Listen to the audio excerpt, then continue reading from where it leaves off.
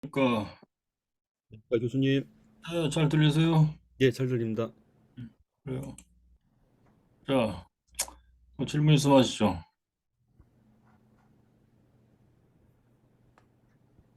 질문 없어요? 좋아요. 우리 인도에 대해서 이제 오늘 교회론 좀 남은 거 마저 읽고 네, 마지막으로 종말론 음, 읽고 오늘 끝나게 되면 오늘 끝나는 거고요. 오늘 들 끝나면 다음 주 월요일까지 해서 이 책은 이제 다 끝나게 되는 거예요.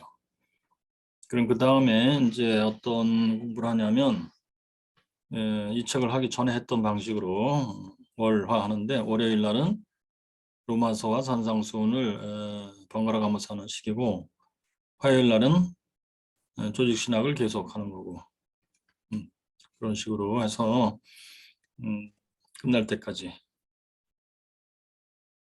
뭐 끝나는 때가 있겠지. 좋아요. 그렇게 하면서 이제 여러분들의 실력이 조금씩 계속 좋아지길 바랍니다. 자, 오늘 68페이지 중간 이하 두 번째 단락. 또한 모든 은혜의 수단들은 지금 그러니까 이게 지금 뭐 하는 거지? 뭐에 대한 내용이야 이게?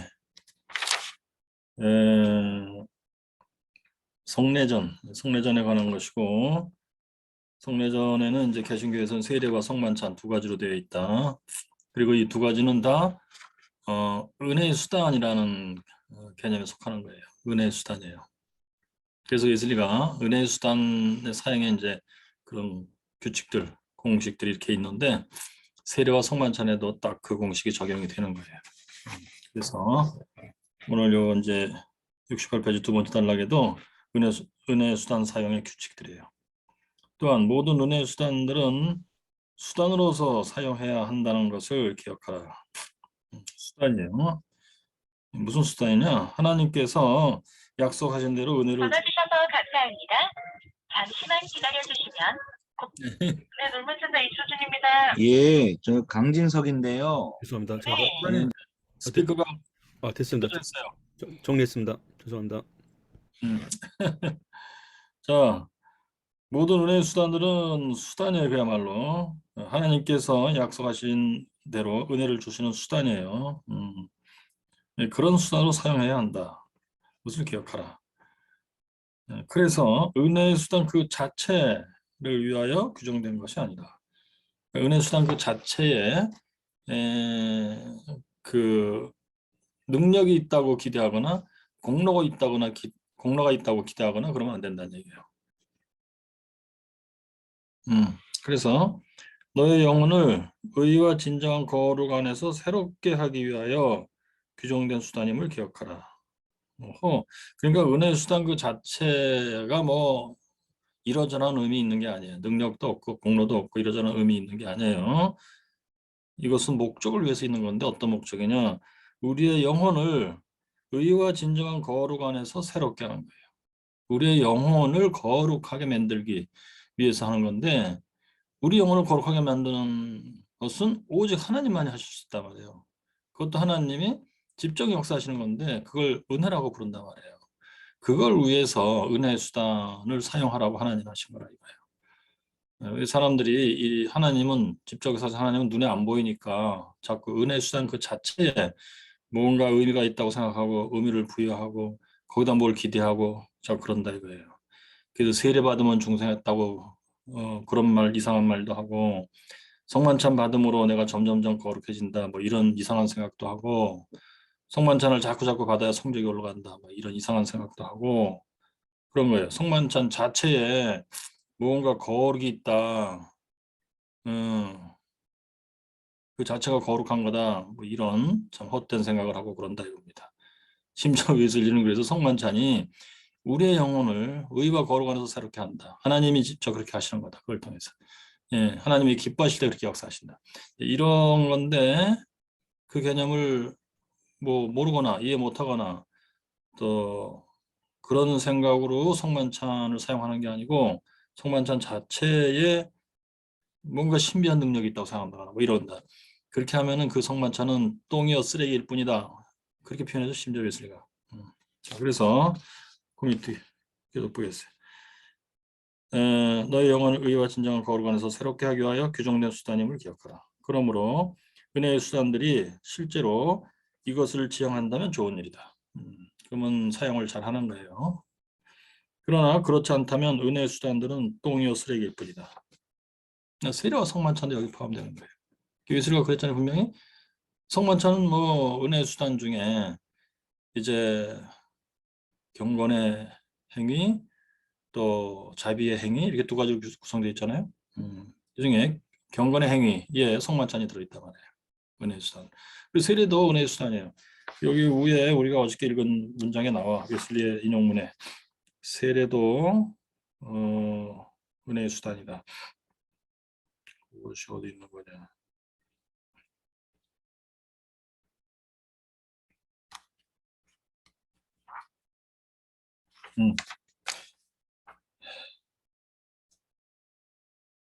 어디 갔지?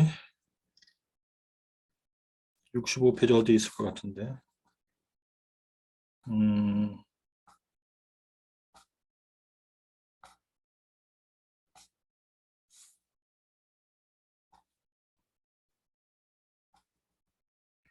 잘 안 보이네 눈에.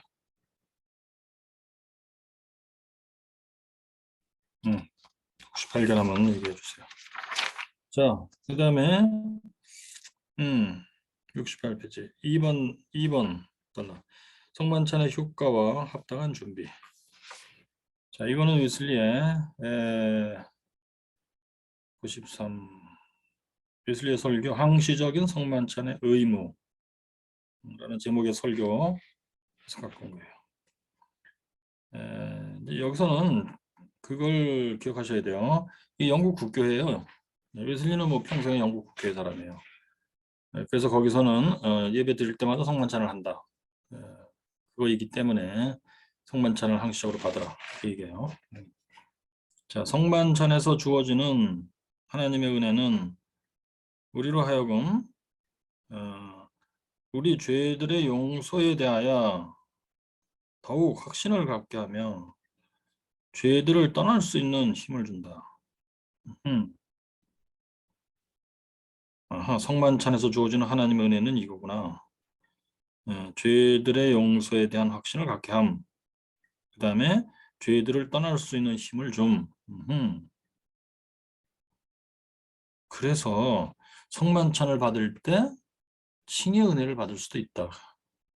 그 얘기가 나오는 거예요. 또 뭐 칭의 은혜를 이제 이미 받은 사람이 성만찬을 이제 계속 받을 거 아니에요? 그럴 때 이 두 가지 은혜를 받는 거다 이거예요. 내가 그리스도의 피에 의하여 그 공로 덕분에 내 죄책의 용서를 받았다. 확신을 갖게 하는 거예요. 그 다음에 둘째, 죄를 이길 수 있는 힘을 지속적으로 공급받는 거예요. 뭐 이 말은 이것과도 연결되어 있지. 칭은혜 받은 자는 거듭난 자라. 하나님으로부터 난 자다. 하나님부터 난 자는 죄를 짓지 않는다. 그 의식을 더욱 선명하게 생기 있게 한다. 그런 효과가 있다. 즉 다른 말로 성화의 길을 잘 갈 수 있게 한다. 성화의 길을 잘 갈 수 있는 능력을 부여받는다. 그런 의미가 있다. 그것이군요. 그렇지. 그런데 왜 성만찬 받을 때 왜 장례식 분위기지? 이 좋은 것을 받는데. 그러니까 죄의 용서의 확신을 받는다면 의와 평화와 성령 안에서의 즐거움, 웨슬리가 칭의 은혜를 받은 자의 영혼의 상태를 그렇게 표현하는데 그것을 다 재확인하고 확신하고 하는 거 아니에요. 그러면 즐거워야 되겠지, 영적으로. 그리고 나는 성화의 길을 이제 갈 수 있는 힘을 또한 공급받았도다. 예. 뭔가 참 성화의 길을 성공적으로 가고 있는 사람의 황홀함을 느끼고 뭐 이래야 맞지 않을까. 근데 내가 볼 때 성만찬을 받을 때 분위기가 뭔가 완전히 잘못돼 있어요. 왜 이렇게 장례식 분위기야? 말도 안 되고 뭐 예수님 장례식 하는 거야 지금? 그러니까 십자가에 돌아가셨다. 예수님이 흘린 피다. 이건 뭐 몸이다. 이게 아이고 예수님 드디어 돌아가셨네. 그러니까 이거 지금 그 뭐 입관식 하는 거야? 아, 죄송해요. 너무 그렇게 표현해서. 아, 그런데 내가 느낀 건 그거야. 그게 무슨 그 장례식 분위기처럼 장엄하고 그건 안 맞아 내가 볼 때. 그것은 천주교의 분위기 것이다. 로마 가톨릭. 우리 어저께 봤잖아. 로마 가톨릭에서는 그 미사 때마다 성만찬하는 것을 희생 제사라고 생각한다 그러잖아요. 예수님의 희생 제물을 지금 뭐 하나님께 드리는 거야. 응? 예수님의 십자가에서 희생 제사를 계속 반복적으로 하는 거다. 그렇게 생각하는 건데 개신교에서는 그걸 거부한다 이렇게 돼 있잖아요. 응? 그러니까 성만찬 받을 때는 칭의 은혜를 처음 받았을 때의 그 기쁨, 내 가슴이 이상하게 뜨뜻해진 것을 느꼈다. 그걸 느껴야 맞아. 그리고 성령의 증언을 새롭게 듣는 거 들어야 돼. 그거를 너는 하나님의 자녀라. 너는 성령의 증언을 받고 기분이 어떻게 된다는 거예요. 네? 풍랑이 잠들었다. 기분 좋은 고요가 있다. 내 영혼이 그리스도의 품에 안겼다는 안도감이 있다. 나의 죄가 다 도품을 받았다. 예? 이런 걸 느껴야 될 거 아니야. 성령의 증언을 들었을 때 그 황홀함. 성만찬 받을 땐 그걸 느껴야 정상이에요. 그리고 이제 성화의 길을 갈 수 있는 용기를 다시금 새롭게 한다. 예, 내가 죄를 이기리라 라는 아주 의연한 영적인 각오, 자신감, 승리자의 기쁨 뭐 이런 걸 느껴야 맞지. 그리고 또한 성만찬을 이해하는 또 아주 좋은 그 비유랄까? 결혼의 비유 그거예요. 가나 혼인잔치. 제가 그 영화를 보고 이제 알았는데 이것은 그리스도 신랑 예수 그리스도와의 약혼식이에요. 거기는 명령과 약속이 들어있어. 웨슬리의 그 공식 명령과 약속은 짝을 이루고 있다. 명령은 뭐냐? 내가 올 때까지 너는 신부 드레스를 입고 거룩한 신부로서 나를 기다리라. 그거잖아요. 응? 두루마기를 빠는 자는 복이 있다. 그거 이 명령이야. 그리고 약속은 내가 너를 데려가리라. 내가 반드시 오겠다. 예, 이렇게 해서 약혼이 된 것이지. 그럼 그 약혼식에 참여하는 거야. 약혼식의 재현이라 계속 반복적인 기억하는 거지. 예? 예수 그리스도 신랑 예수 그리스도 약혼한 신부로서의 그 의식을 계속 확인하고 재생하고 하는 거죠. 그 분위기도 결혼식 결혼식을 결혼식을 이미 앞당겨서 느끼는 분위기여야 맞는 거예요, 사실은. 열처녀 비유에서 드디어 신랑이 오셨도다. 그 신랑이 더디어 오므로 이게 그 어저께 제가 말씀드렸잖아요. 테리 그 테리 미팅이더라고. 그것의 성경적인 근거가 그거예요. 신랑이 더디어 오므로 더디어 오시다. 이것이 테리예요. 테리 미팅. 그래서 기독교인들은 늘 그 테리 미팅의 자세를 갖고 있는 것이 대단히 중요합니다. 근데 평소에 이 테리 미팅 자세를 갖고 있지 않기 때문에 에스베리 대학에서처럼 뭐 엑스트라 오디너리 비상하게 테리 미팅의 기분이 된 거예요. 그런 어떤 의식들이 돼가지고 찬양하며 기도하며 하는 건데 그건 부흥이 아직 아니에요. 진짜 부흥이 쏟아지는 것을 체험한 사람들이 보면 알아. 예, 이 사람들은 지금 배가 안 불러. 즉 하나님에 대한 사랑과 마음의 청결함 그리고 이웃에 대한 사랑으로 충만하게 채워졌어. 예? 긍휼한 자비로. 예. 그 상태가 전혀 아니더라고. 일부 비슷한 분위기의 것은 있었어요. 일부 비슷.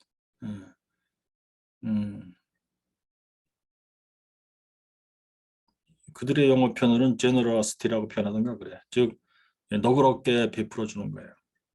브라질 어떤 학생인가 나와서 뭘 간증한 모양인데 경제적으로 어렵다든지 뭐 이런 얘기가 있었나 봐. 그랬더니 거기 모였던 사람들이 지폐 달러를 들고 나와서 그 설교단, 응? 밑에 그 단 있잖아요. 거기다가 갖다 놓더라고. 제가 나가서 어떤 여자는 막 달러를 확 뿌리더라고. 거기다. 예, 그 학생에게 기부하는 거예요. 자, 근데 그것 자체가 부흥이 아니에요. 그것은 여전히 테리 미팅의 성격이에요. 아무튼 자, 그러면 성만찬에서 주어지는 하나님의 은혜는 우리로 하여금 우리의 죄들의 용서에 대하여 더욱 확신을 갖게 하는 거고, 죄들을 떠날 수 있는 힘을 주는 것이다. 자, 우리의 몸이 빵과 포도주에 의하여 힘을 얻듯이 우리의 영혼도 그리스도의 몸과 피를 상징하는 이 표징들로 인하여 힘을 얻는 것이다. 그렇지. 그러니까 이 상징 때문에 힘을 얻는 게 아니고 그 상징이 상징하는 바에 그리스도의 몸과 피예요. 그리스도 자신이에요. 그리스도 자신에 의해서 힘을 얻는 거예요.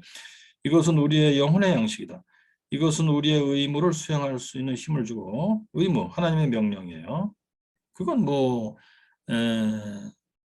근본적으로는 하나님의 율법의 준행이에요. 그리고 그것을 행하기 아주 그 간편하게 기억하기 좋게 만든 게 은혜의 수단들이에요.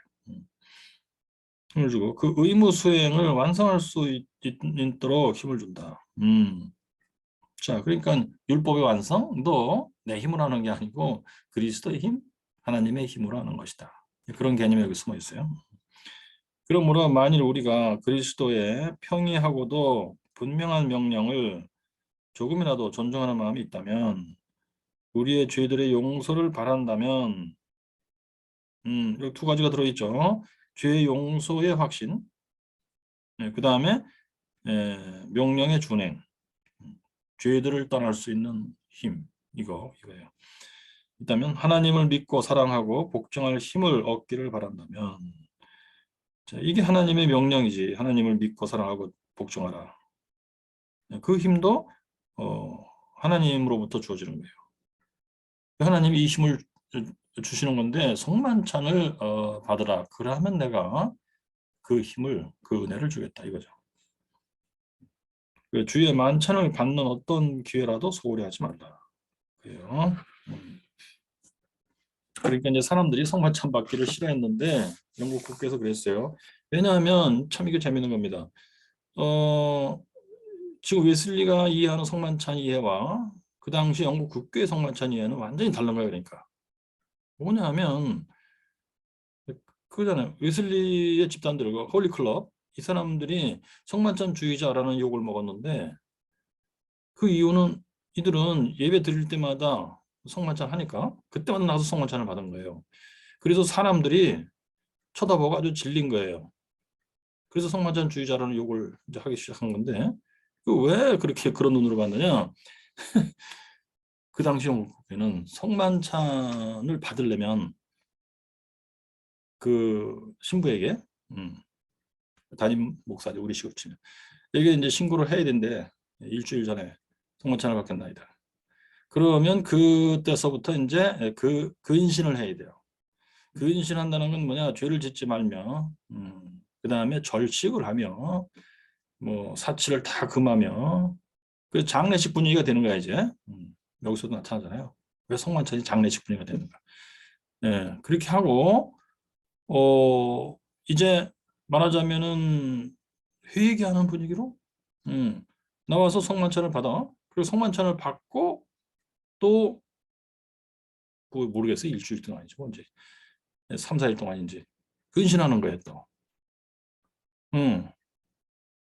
그러니 이 성만찬을 사람들이 즐겨 받겠냐고. 너무 힘들게 만들어놨어요.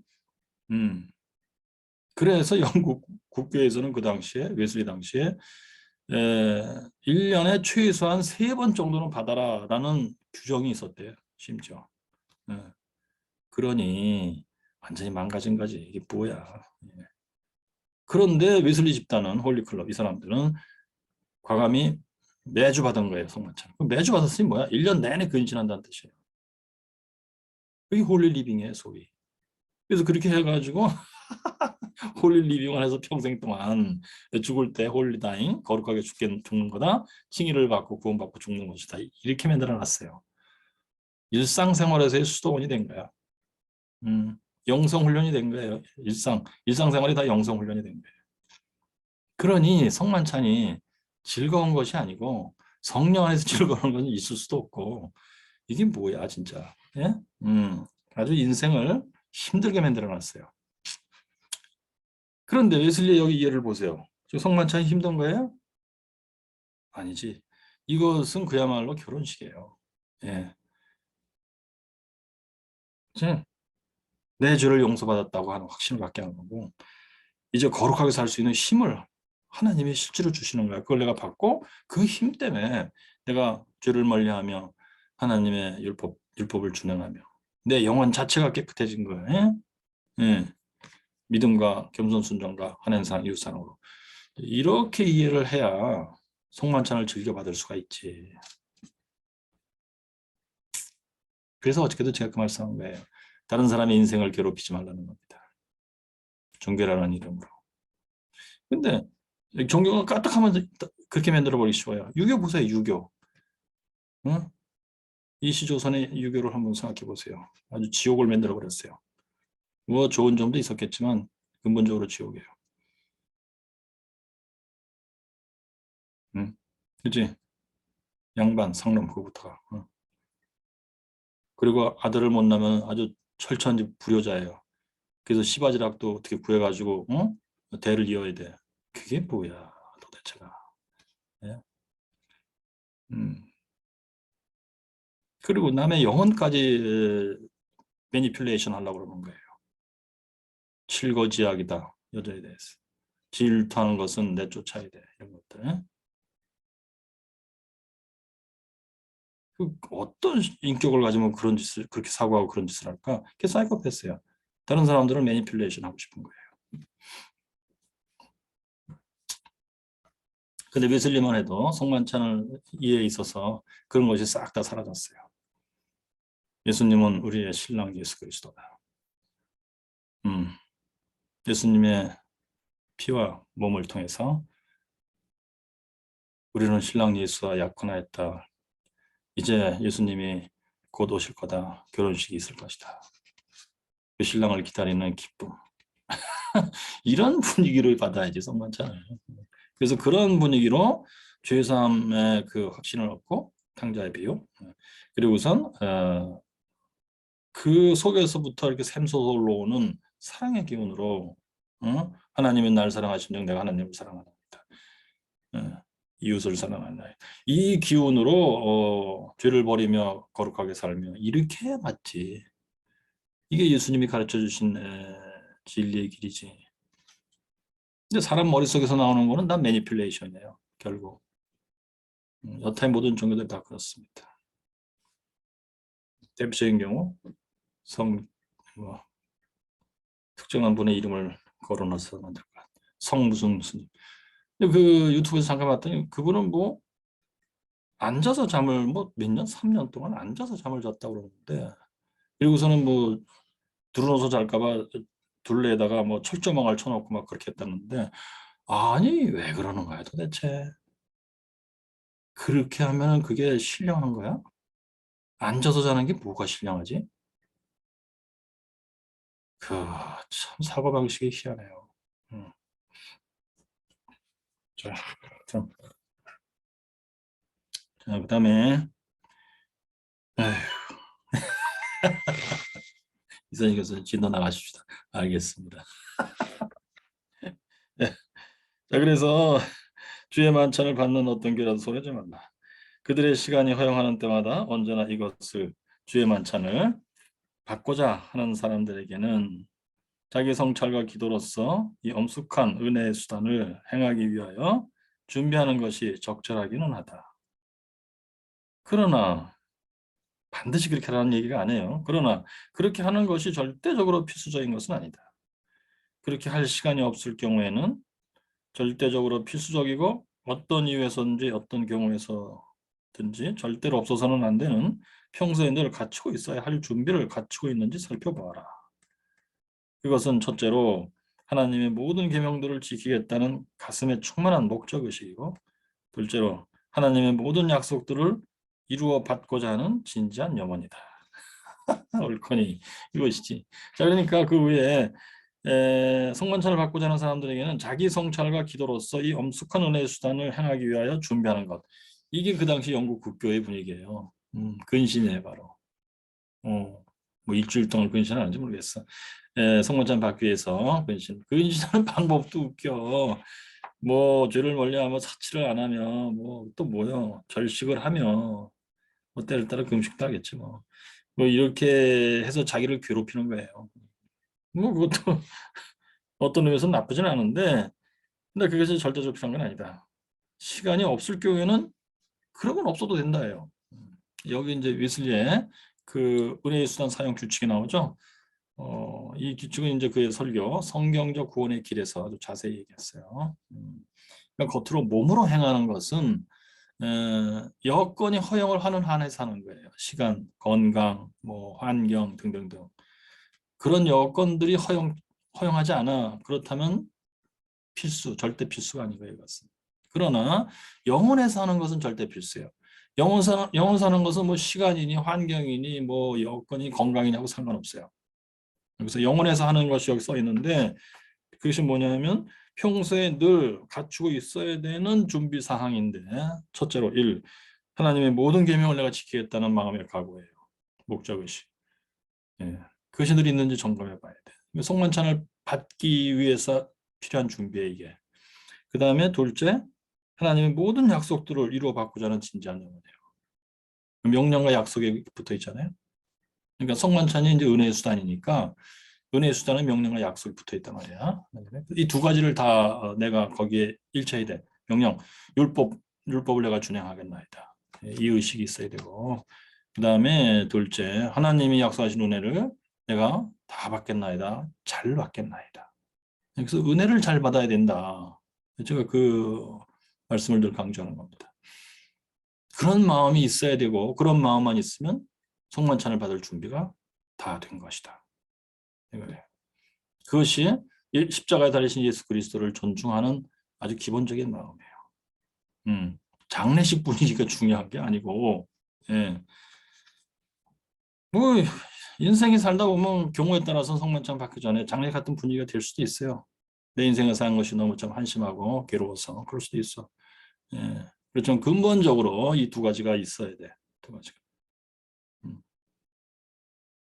그래야 할 때 오히려 성만찬을 받고, 저 영적으로 황홀한 상태로 회복되는 게 맞다. 성만찬을 받고 나올 때는 얼굴이 밝아지고 참 기쁨, 즐거움으로 충만하고 한 것이 맞다.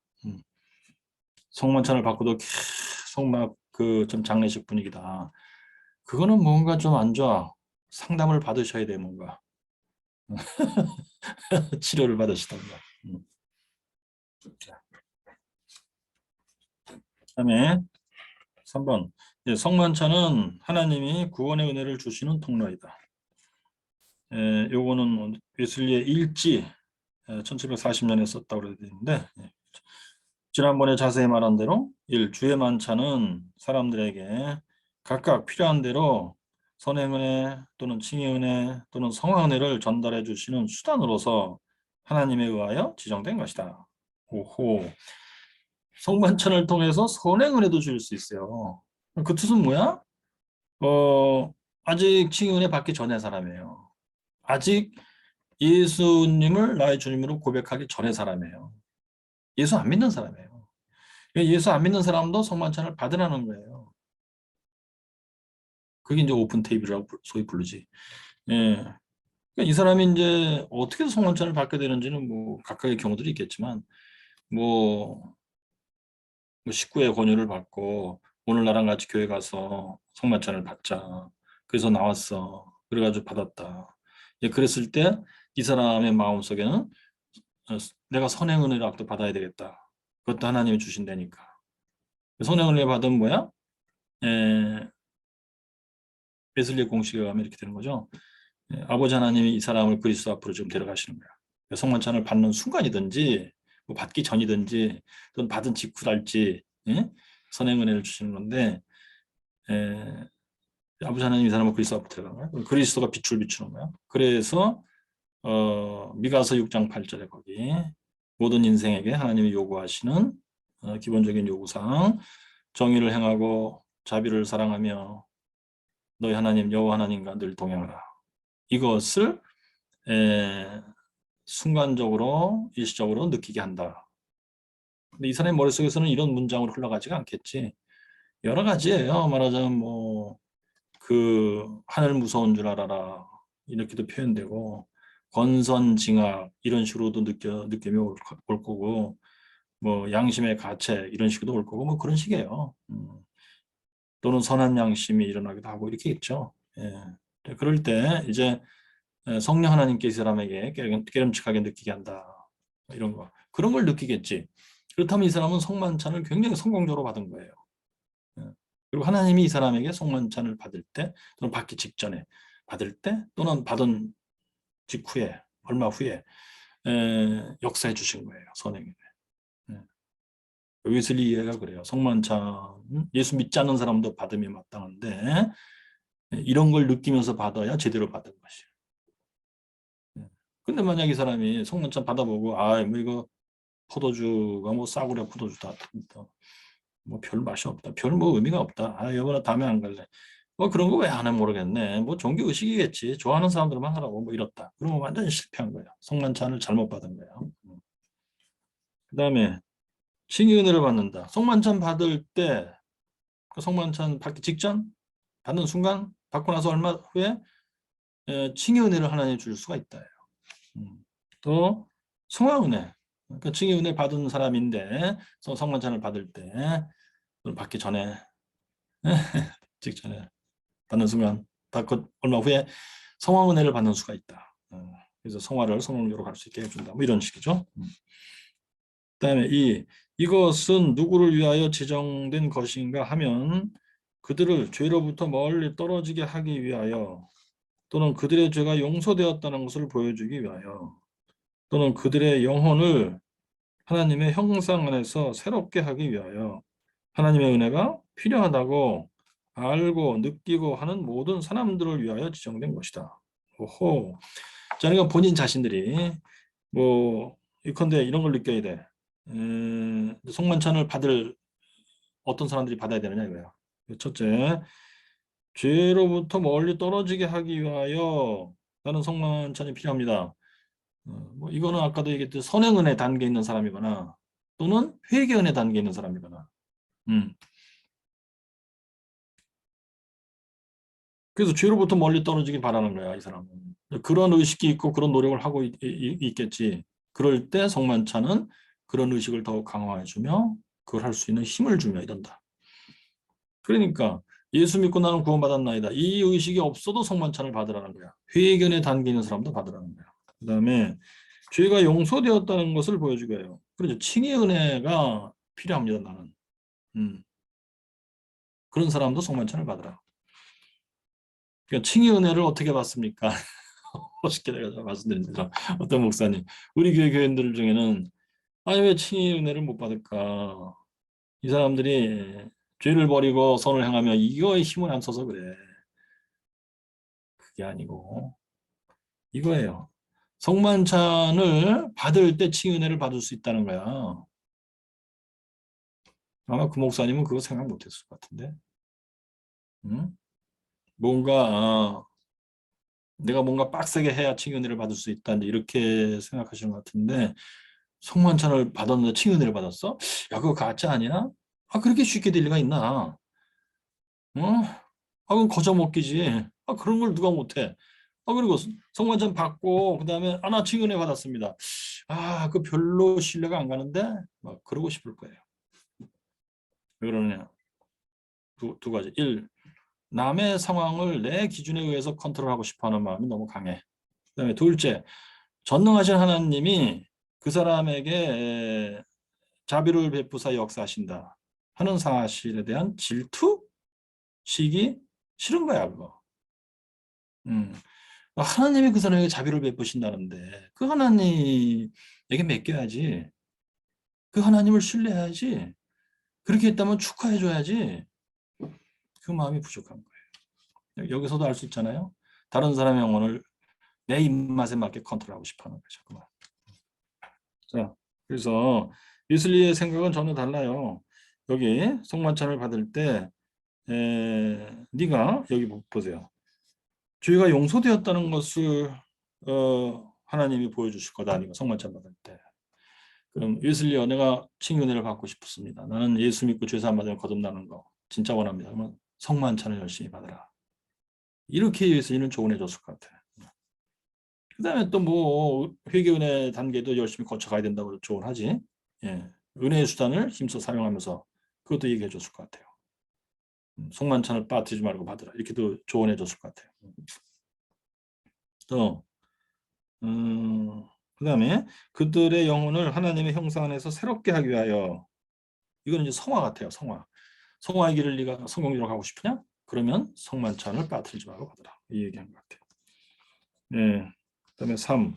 우리가 주의 만찬을 받으러 나오는 것은 주님께 무엇을 드리기 위한 것이 아니라 주님이 우리에게 가장 좋은 것이라고 보시는 것이 무엇이 되었든 간에 그것을 받기 위하여 나오는 것이란 먼저 반드시 필수적으로 준비해야 하는 것이 있는 것이 아니라 주님이 주시기를 기뻐하시는 것은 무엇인지 받고자 하는 영혼만 있으면 된다. 옳거니 이거예요. 이게 웨슬리의 사고에 아주 중요한 겁니다. 그러니까 성만찬을 할 때 내가 뭐 하나님께 드리러 나온다. 그게 장례식 분위기예요. 내가 근신한 걸 드리러 나오는 거야. 내가 악을 버리고 선을 행한 걸 드리러 나오는 거야. 그거는 반대로 된 거예요. 그게 아니고 하나님이 나한테 필요한 거, 꼭 필요한 거, 좋은 거, 가장 좋은 것을 주시는 거다. 지금 여기서 내가 그것을 받기를 간절히 염원하나이다. 진짜 잘 받겠습니다, 하나님. 이런 마음으로 기본으로 나와야 된다. 그래야 맞다. 그것이 성만찬을 받기에 합당한 마음이다. 그래서 저는 이제 이런 웨슬리 글을 읽을 때 이런 걸 읽고, 아, 그렇다. 인간은 진짜 하나님으로부터 뭘 받는 존재다. 인간은 받는 존재다. 리시브를 잘해야 되는 거구나. 그래서 생각해보면 그렇더라고요. 범사에 감사합니다가 바로 그거예요. 리시브를 잘하는 거예요. 감사하며 기뻐합니다가 하나님이 나에게 주시는 모든 것은 좋은 것이니 내가 그것을 감사함으로 기뻐함으로 받습니다. 그게 인간의 존재의 기본이고 인간 존재의 기본에 잘 맞게 사는 거예요. 그것이. 범사 감사가 없고 기쁨이 없다? 그게 하나님이 주시는 것을 잘 받지 못하는 거예요. 그리고 하나님하고 거래하려고 그래 자꾸. 내가 이만큼 해드리니까 하나님 나한테 이만큼 해주세요. 그러려고 그래 자꾸. 그게 신협동설이에요. 응? 신단동설은 제가 볼 때 에라 모르겠다. 이렇게도 되고 에라 모르겠다. 뭐 하나님 하시는 대로 하겠지 뭐. 내가 노력하는 대로 되는 거 아무것도 없다. 하나님 알아서 하는 거니까 뭐 마음대로 하시오. 이렇게 될 수도 있고 또는 자기가 힘써 하고 그것이 하나님이 한 거라는 거야. 이데올로기 됩니다. 이제 그렇게 되면. 예 중에 그런 게 있잖아요. 미국의 그 석유왕, 이름을 록펠러야 뭐야? 이름을 정확히 모르겠어요. 그 사람에 대해서 이제 옛날에 본 게 있는데 다 거의 잊어버렸는데 이 부분이 생각나. 그 사람이 이제 주유소를 만들어서 확장을 하기 시작하는데 기존에 있던 주유소들을 다 싹 다 흡수해 버리면서 막 퍼뜨려 나가더라고. 다른 사람은 다 망했어요. 근데 그 사람만 잘 됐어요. 이 사람이 11조를 주고라고 냈어요. 그래가지고서는 막 거부가 됐다는 거야. 이게 총부론이에요. 제가 볼 때 그것은 사업의 마인드예요. 근데 그 사람 생각은 이거 하나님의 만세전의 뜻이다. 나는 택자다. 이건 하나님이 하시는 일이다. 이렇게 된 거야. 그 사람 때문에 망한 사람들은 쳐다보고 참 기가 막히겠지. 이데올로기 된단 말이에요. 까딱 잘못하면. 그지? 그래서 신단동설도 별로 안 좋아. 그리고 신협동설도 별로 안 좋아요. 신인 수능설이 딱 맞아. 하나님이 명하시고 약속한 거를 명령대로 힘싸나이다. 하나님의 약속을 내가 신뢰합니다. 기다립니다. 하나님이 주시는 걸 내가 잘 받습니다. 하나님이 주신 걸 내가 잘 받았나이다. 감사합니다. 이렇게 해야 정상적인 인간이 돼요. 이것이 잘 돼야 도덕적 하나님의 형상이 건전한 사람이에요. 제가 이것을 몇 년 전부터 죽으라고 얘기하고 있지만 믿는 사람이 없죠. 또 거의 없어.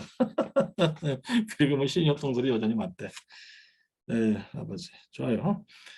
네, 그래서 4번. 주의 만찬을 받는 그 순간에 우리는 우리 자신의 상태에 대한 깨달음, 우리 자신이 완전히 죄인이요 무력하다는 깨달음 이외에 달리 다른 적합함에는 없다. 오, 이걸 다른 말로 뭐라고 그래요? 회개입니다. 영혼에서 하는 거예요. 그러니까 이거는 뭐 상황이니 조건하고 상관없어요. 절대적으로 필수적인 거예요. 이 회개는. 그러니까 회개 은혜 때에도 이 회개가 필요하고 그럴 때 이제 하나님 기뻐하실 때 칭의 은혜를 받는 거야. 그러니까 칭의 은혜 받고 신생하고 성화의 길을 갈 때도 이 회개가 늘 필요한 거예요. 그럴 때 하나님 기뻐하실 때 성화의 은혜를 주시면서 점진적 성화가 되거나 또는 순간에 완전 성화가 되거나 뭐 이런 그런 일이 일어나는 거죠. 회개는 항시적으로 있어요.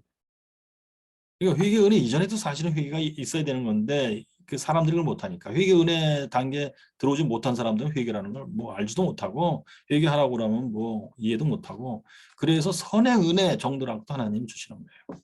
선행 은혜는 일종의 회개예요, 사실은. 그래서 예수가 설교했을 때 선행 은혜를 설명하고 그 다음에 회개 은혜 얘기할 때 보다 더 깊은 단계로 하는 회개로 들어간다. 그게 회개 은혜다. 이렇게 묘사해놨어요. 자, 그다음에 그래서 그 자신이 지옥에 떨어지게 합당한 적합한 인간이라는 것을 아는 사람이라면 누구나 주님이 약속하신 다른 모든 길들에서와 마찬가지로 주의 만찬에서도 그리스도에게로 나오기에 딱 적합한 상태인 것이다. 아하, 나는 이러하니 회개가 제대로 됐다면 나는 그리스도의 흘리신 피가 꼭 필요한 사람입니다. 그것이 꼭 있어야 되는 아이다. 이런 마음으로 오게 되는 거지. 여기서 나오잖아요. 탕자의 비유에서 내가 아버지 집으로 다시 돌아가야 살겠구나. 그 아들의 마음이에요. 딱. 그럴 때 하나님이 이제 칭의를 주시는 거지. 뭐 악을 버리고 선을 행함으로 하나님이 칭의 주는 게 아닙니다. 그거 참 이해하기 딱 아주 쉬우면서도 어려운 거예요. 여러분. 악을 버리고 선을 행하여 하나님이 칭의 내려주실 거다. 50% 맞고 50% 틀리다고 그랬잖아요, 제가. 그러니까 회개은혜에서 은혜수단 사용하는 건 있단 말이에요. 그런데 그보다 더 중요한 게 뭐냐면 약속에 대한 신뢰예요. 이 사랑의 하나님, 측은지심을 갖고 기다리고 있는 아버지에 대한 신뢰가 더욱 중요하다니까. 그것이 없으면 칭은혜를 못 받아요, 진짜. 거의 그리스도인들의 특징이 뭐냐? 바로 이게 없는 거예요. 탕자의 비유에서 측은지심을 갖고 매일 문 앞에서 날 기다리는 아버지에 대한 의식이, 인식이 없는 거예요. 그 사람들은 죽어라고 악을 버리며 선을 행하는 데만 힘써. 그게 회심전의 웨슬리 모습이에요. 웨슬리는 이제 그 머리로 깨닫는 순간에 이게 나의 자기의였구나. 힘써 하나님께 거역한 거였구나. 측은지심을 갖고 기다리시는 하나님께 내가 힘써 거역했던 것이구나. 이거 참 알 듯하면서도 모르는 것이 참 기가 막힌 겁니다. 그것을 깨닫는 순간이 웨슬리로서는 4월 23일이었고 머릿속으로. 그러면서 이제 테리 미팅이 시작되는 거예요. 하나님이 직접 믿음을 주신다는 걸 알았기 때문에 나는 믿음을 주세요. 하나님의 자비를 알아 이제. 근데 아직 하나님이 믿음을 직접 주신 게 아직 아니야. 그게 그래서 기다리는 거야. 그게 테리 미팅이에요. 그게 테리예요. 그래서 한 달 같이 4월 24일부터 5월 24일까지. 5월 24일은 진짜로 하나님이 이제 손수 직접 행동한 거예요. 그게 칭의은혜예요. 부흥도 마찬가지 구조로 이해하셔야 돼요. 부흥도. 그 테리 미팅 정도를 부흥이라고 부르면 안 돼요. 그래서 그걸 부흥이라고 부르면 어떻게 되느냐. 2번을 한 거야. 그 사람들이 신흥수능서를 보면 1, 2, 3에서 2번을 한 거야. 진짜 비상하게 했어. 일상적으로는 없었던 건데 비상하게 했어. 그럼 3번이 있어야 되는데 그건 하나님이 직접 역사하시는 거예요. 그것을 이제 부흥에서는 성령 세례를 부으신다 이건데 그게 없이 끝나버린다. 그러면 2번에서 끝난 거예요. 그리고서는 이제 사람들은 뭐 그걸 부흥이라고 부르는 사람들은 이제 오해하기 시작하는 겁니다. 부흥이란 건 이런 거구나 이런 식으로. 그 사람들은 이제 부흥을 이제 만들려고 할 거야. 예, 이제 그 점은 있더라고요. 그러니까 에스베리 대학에서 이제 그런 일이 이제 시작됐을 때 미국에는 뭐 전문적인 예배 인도팀이 많이 있대나 봐요. 그 사람들은 뭐 여러 가지 설치하고 뭐 다 전기 시설하고 뭐 이렇게 해가지고 또 찬양 인도하고 기도 인도하고 뭐 그런 것을 전문을 하는 사람들인 것 같아.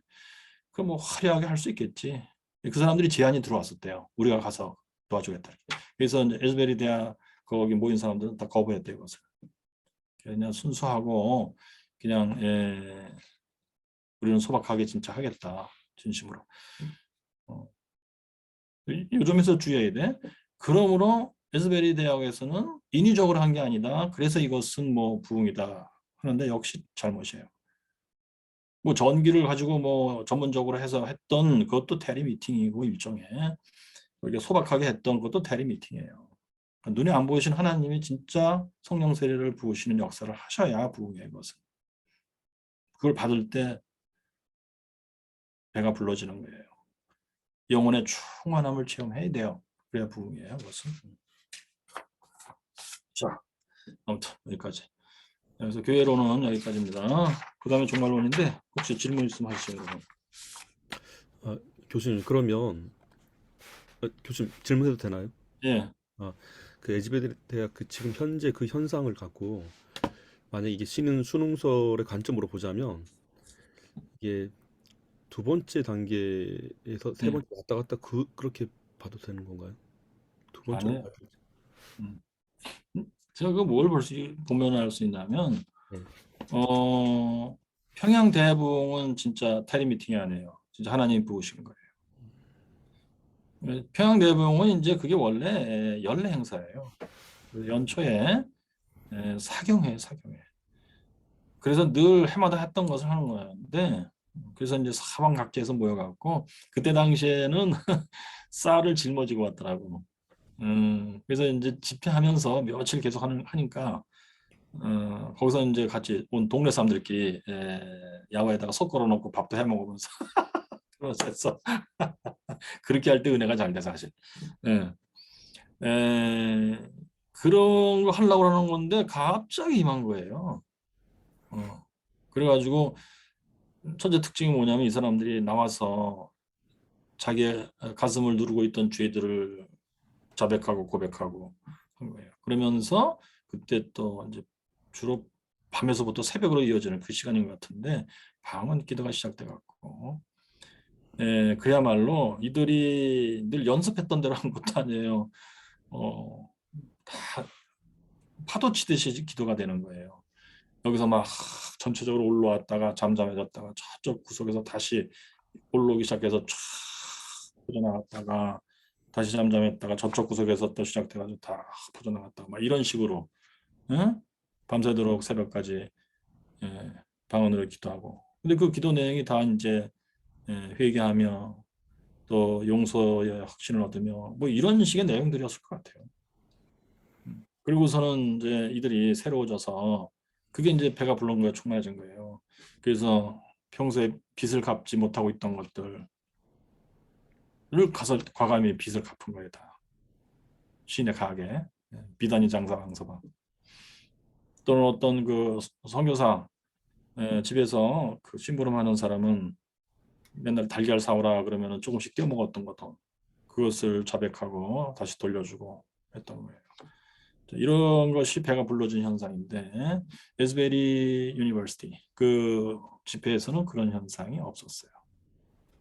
그리고서는 테리 미팅의 특징이 처음부터 끝까지 테리 미팅의 특징이 아주 상당히 확연하게 나타나고 있었어요. 계속 찬송하며 끊임없이 그 다음에 또 기도하며 뭐 어떤 사람들은 거기서 귀신 내쫓는 그 시연도 하더라고 또 뭐 그럴 수도 있어요. 그렇게 했는데 결국 그 사방 각지에서 이제 모여드는데 뭐냐 그것은 미디어 때문에 그래요. 뭐 인터넷이 발달되고 그래서 무슨 일어났다. 그래가지고 막 모여갖고 뭐 결국에는 다 실내에서 다 못하고 또 뭐 나와서 캠퍼스 주변에서도 하고 뭐 이런 식으로 했었는데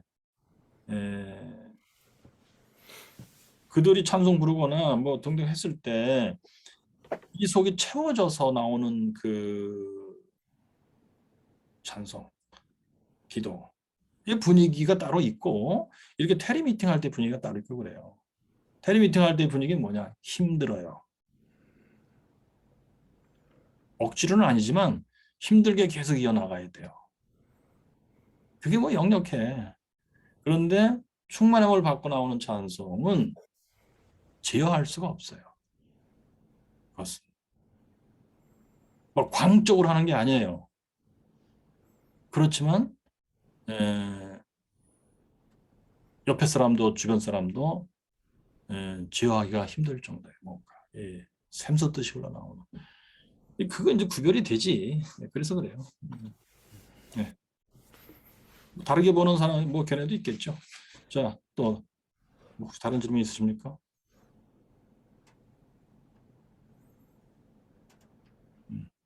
없어요? 좋아요. 자, 그러면 종말론 보겠어요. 70페이지 7번 종말론. 자, 종말론의 정의. 자, 종말론은 마지막 일들에 대한 교리이다. 정의는 아주 간단해요. the doctrine of the last things. 그러니까 역사의 끝에요. 이제 역사의 끝에 있을 일들에 대한 어떤 교리들이에요. 그런데 이 역사의 끝이라고 할 때 개인의 인생의 차원에서의 끝이 있어. 그건 죽음이죠, 소위 개인의 죽음.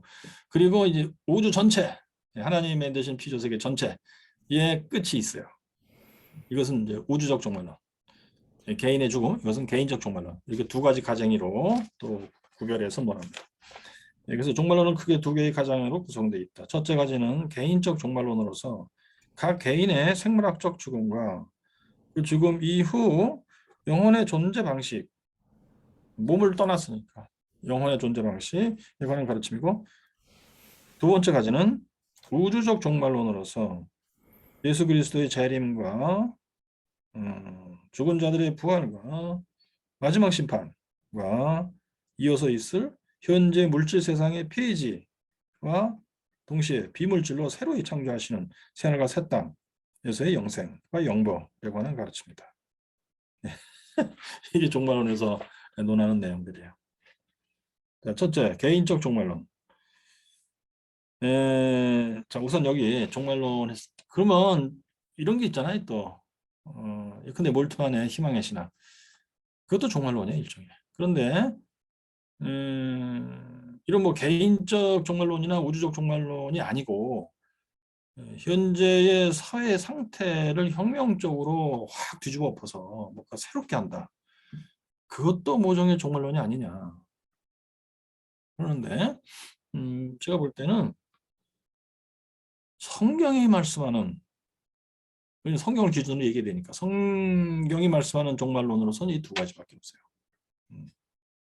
그런데 뭐 사회의 뭐 혁명, 그거는 제가 볼 때 나쁘게 말하면 사입이고 좋게 말하면 뭐 새로운 시도 이렇게 하는데, 아직 성경에 일치되는 것을 완벽히 찾기는 어려워. 그래서 정상적인 기독교 교리로 인정하기는 아직은 어려운 거예요, 소위.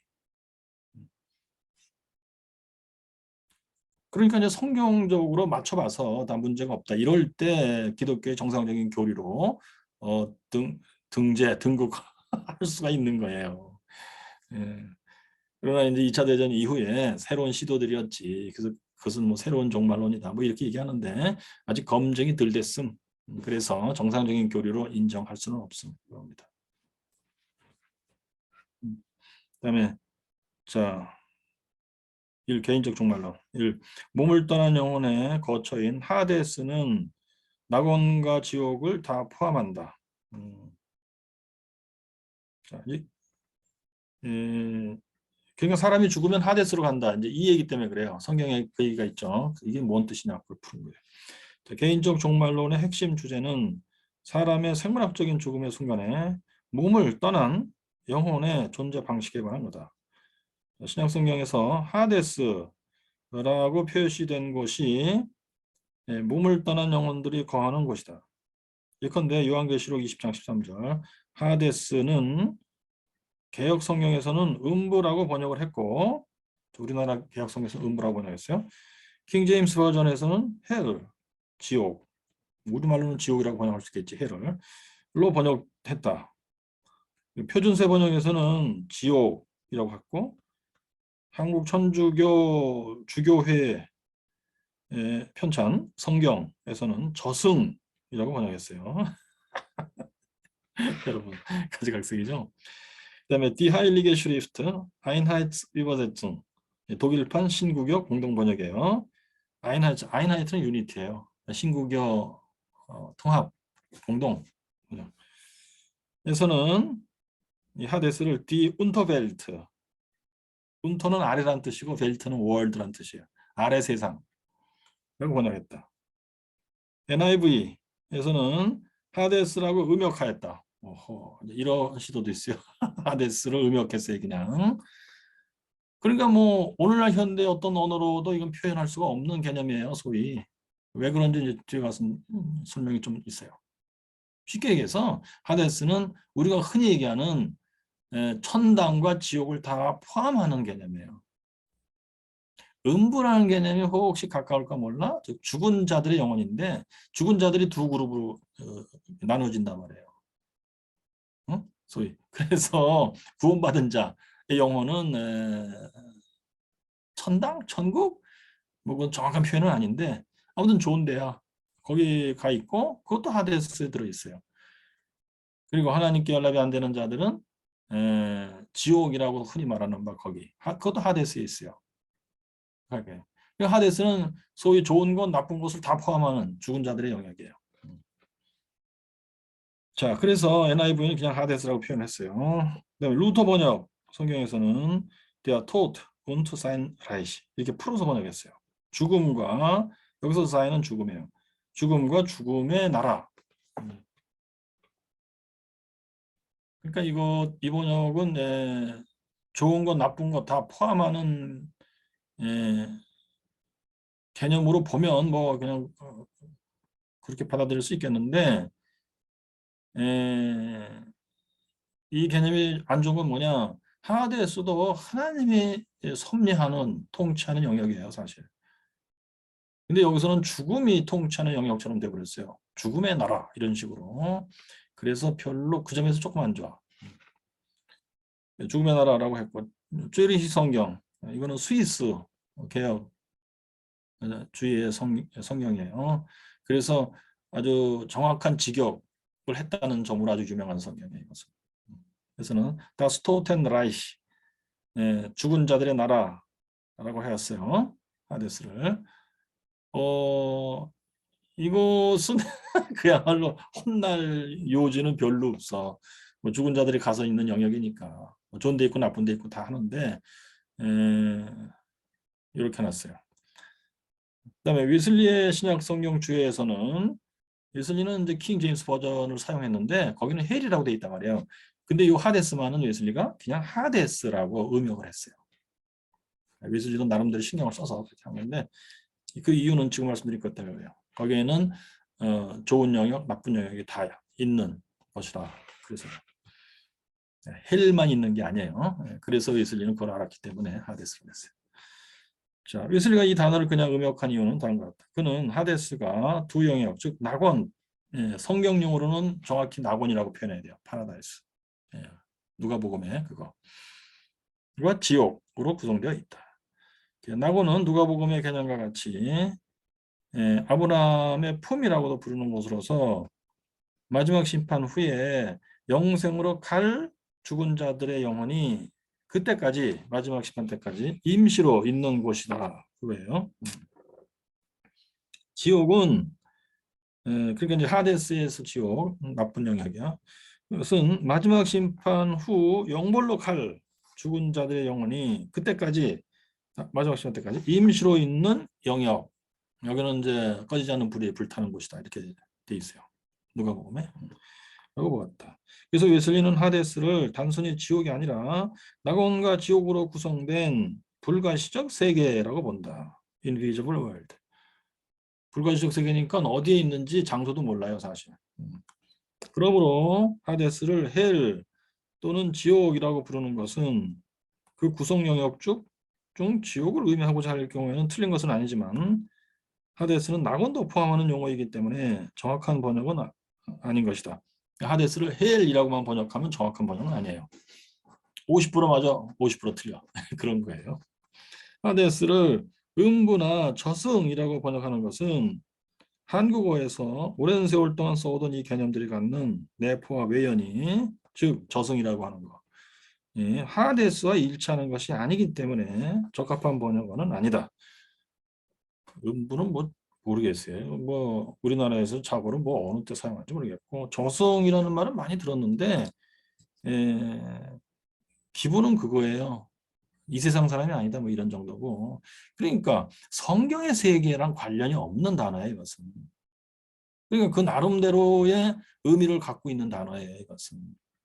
다른 세계관에서 나름대로의 의미를 갖고 있는 어떤 단어인데 이것을 성경을 번역하는 데 갖다가 그냥 써버렸다. 문제가 많이 있다, 그거예요.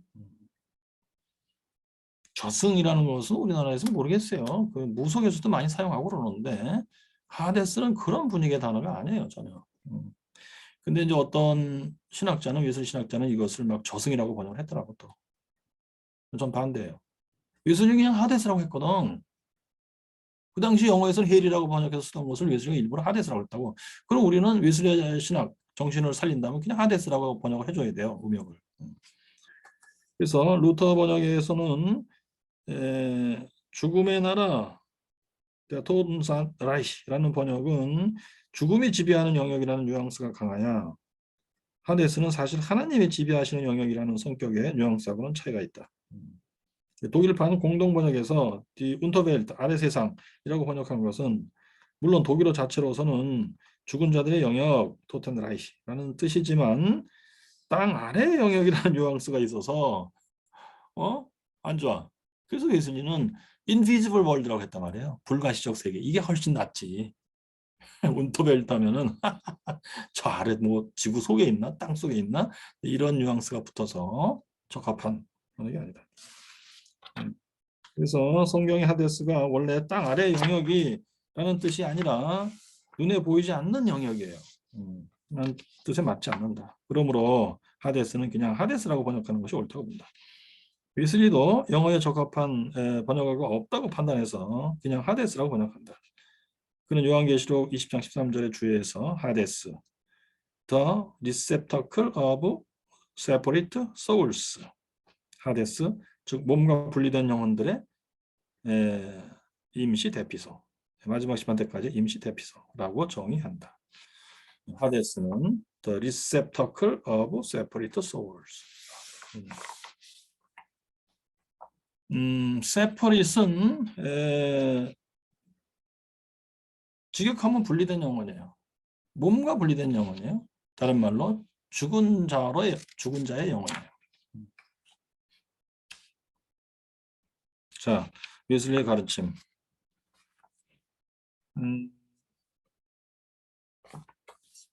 지금 왜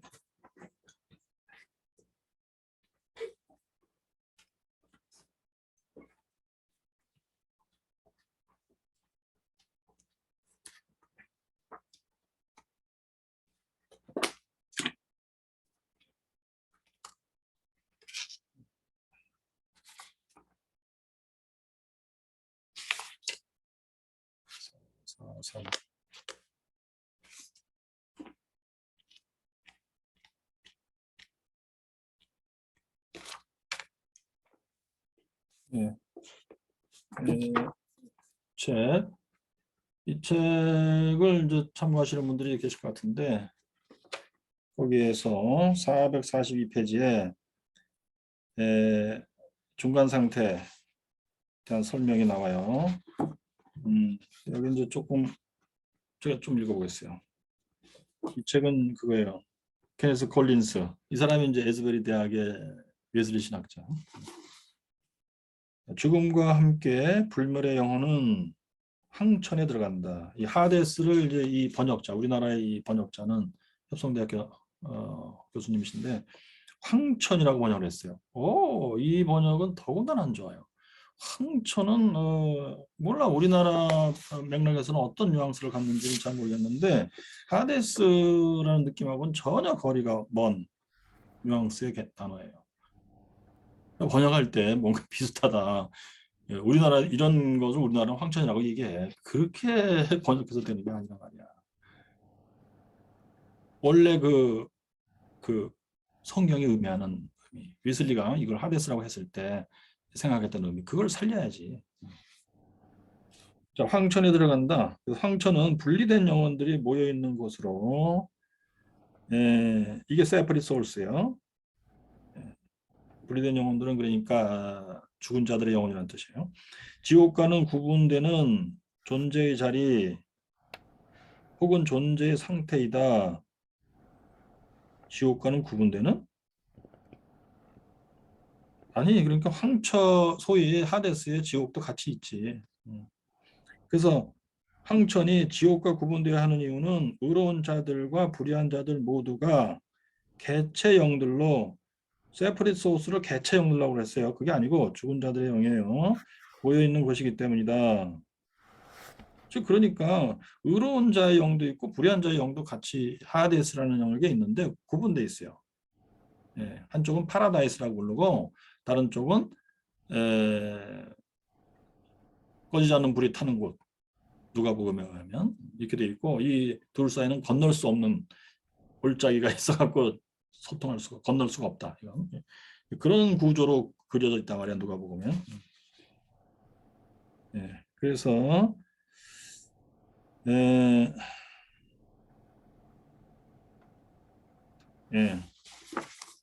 참고하시라.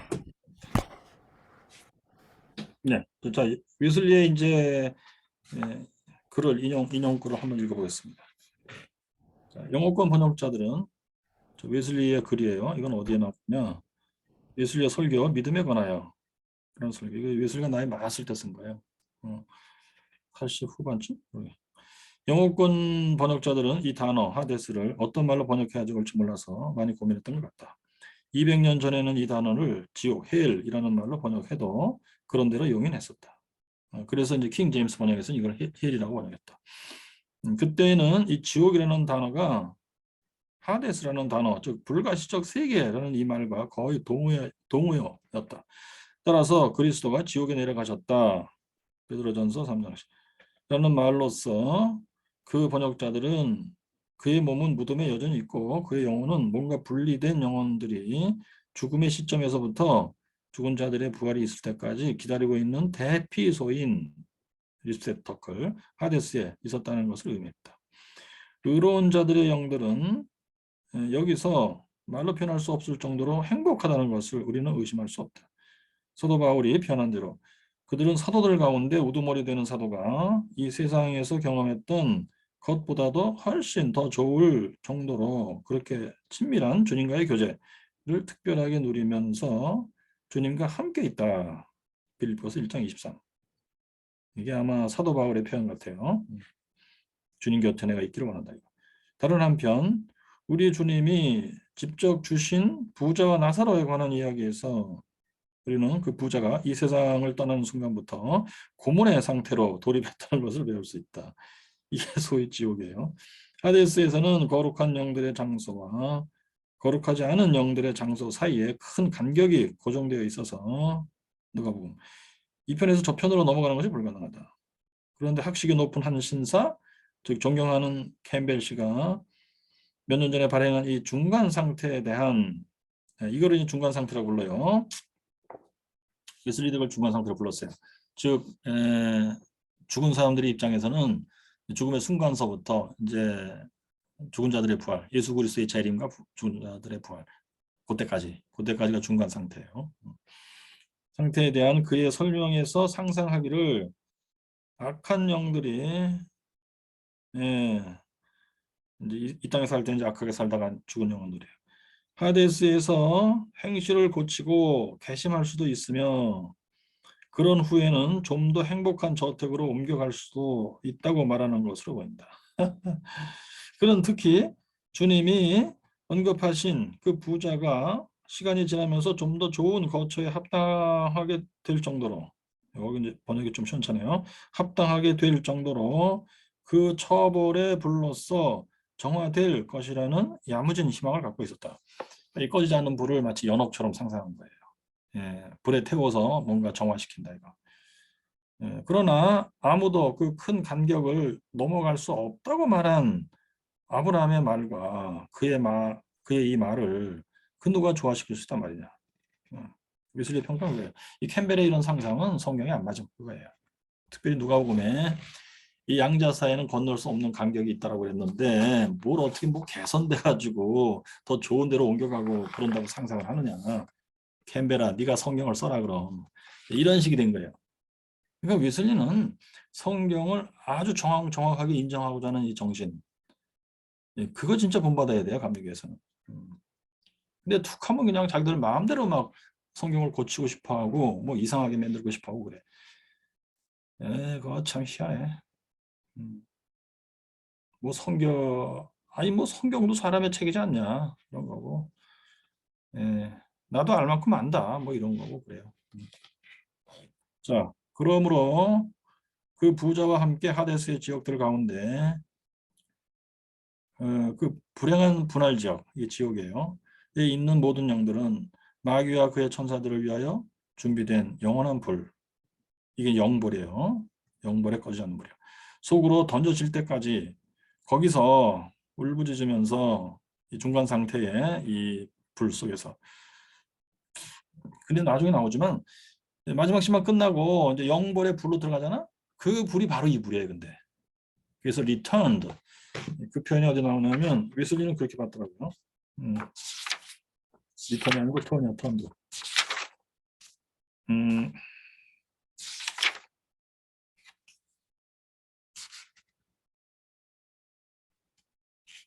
83페이지.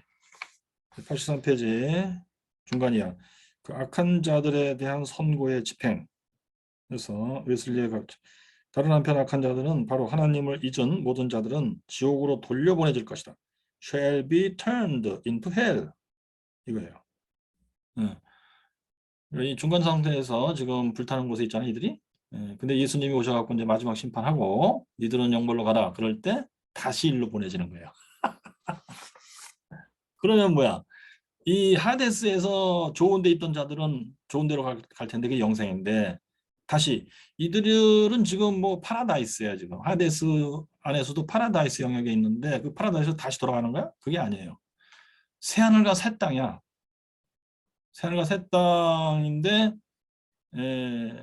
거기서의 영원한 복락 속으로 들어간다. 이렇게 돼 있지. 근데 이 악한 자들은 다시 지옥으로 돌아보내주는데 그때는 새하늘과 새 땅을 만드는 거 아니야. 그러니까 이 하데스는 물질이 아니에요. 하데스는 물질이 아니기 때문에 물질로 된 세상을 다 폐지할 때 폐지되는 게 아니야. 재활용이야, 재활용. 제가 볼 때. 그러니까 새하늘과 새 땅을 만들었을 때도 이 지금 하데스의 이 헬, 지옥이라는 영역은 재활용되는 거예요. 그대로 유지가 되면서 영벌의 장소로 사용되는 거예요. 다시.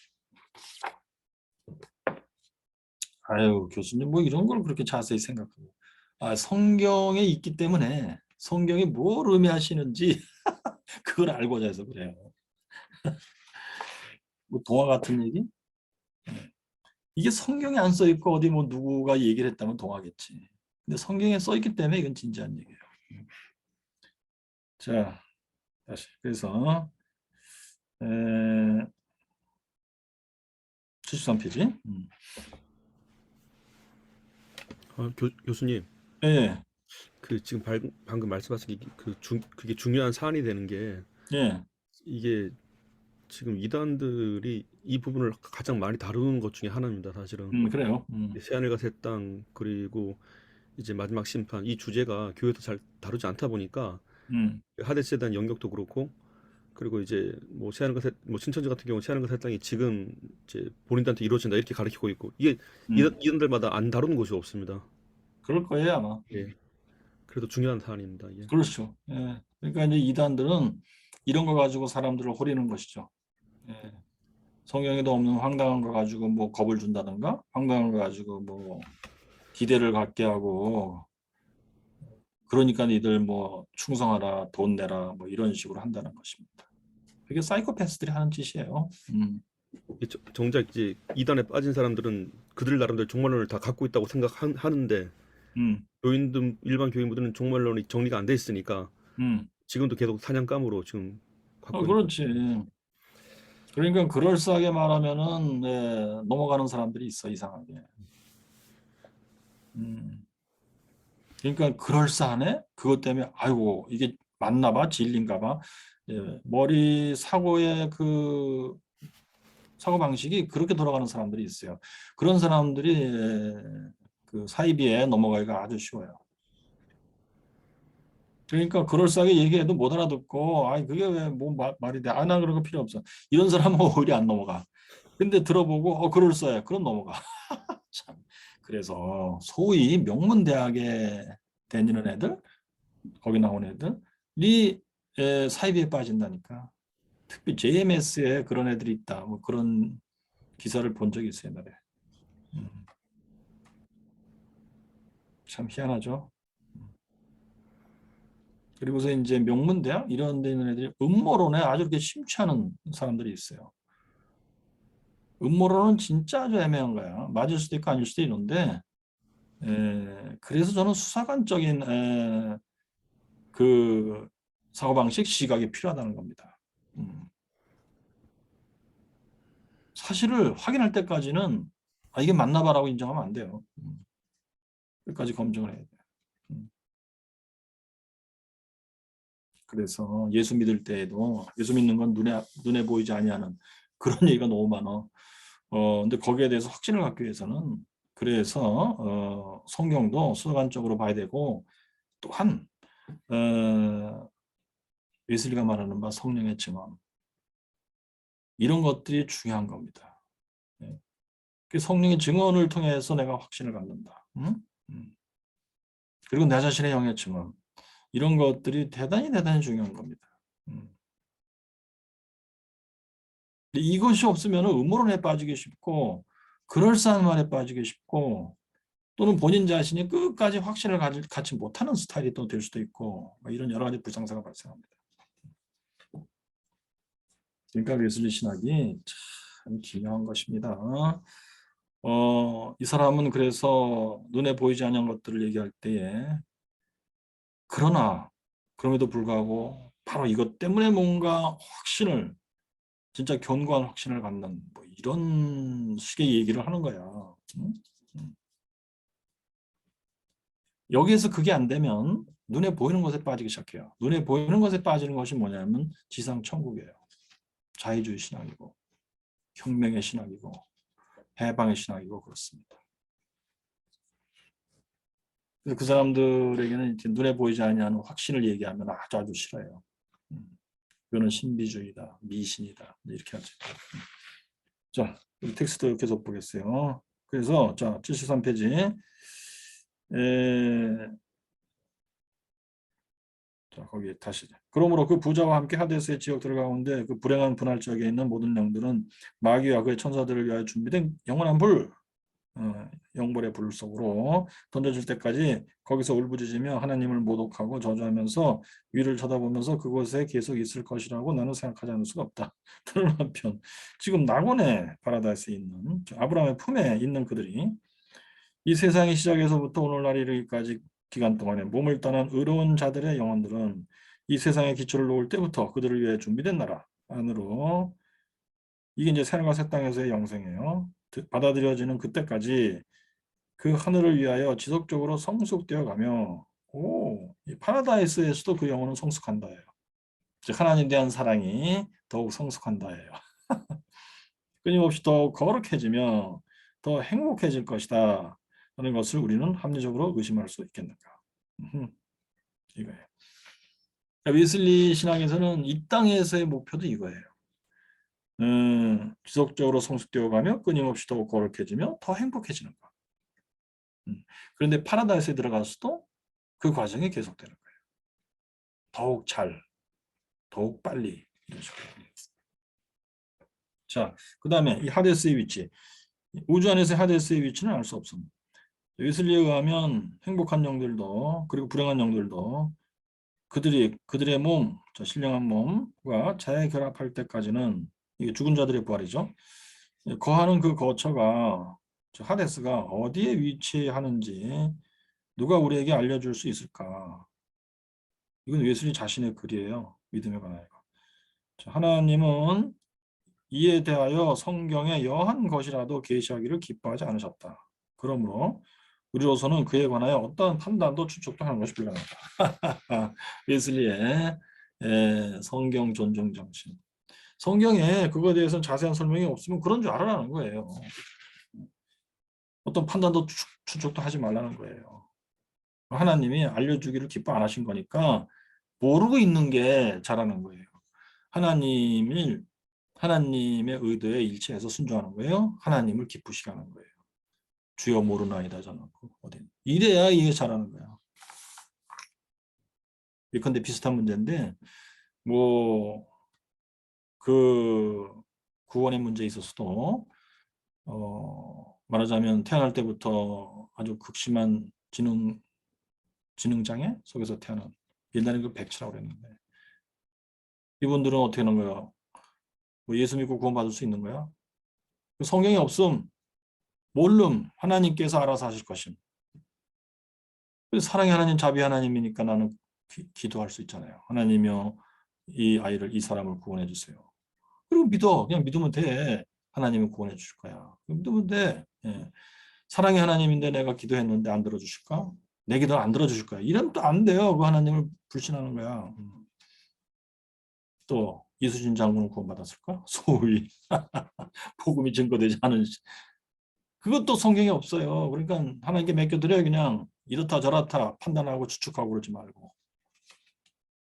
마찬가지 예를 들어서 종교다운주의 뭐 700년대 신라 뭐 불교라고 칩시다.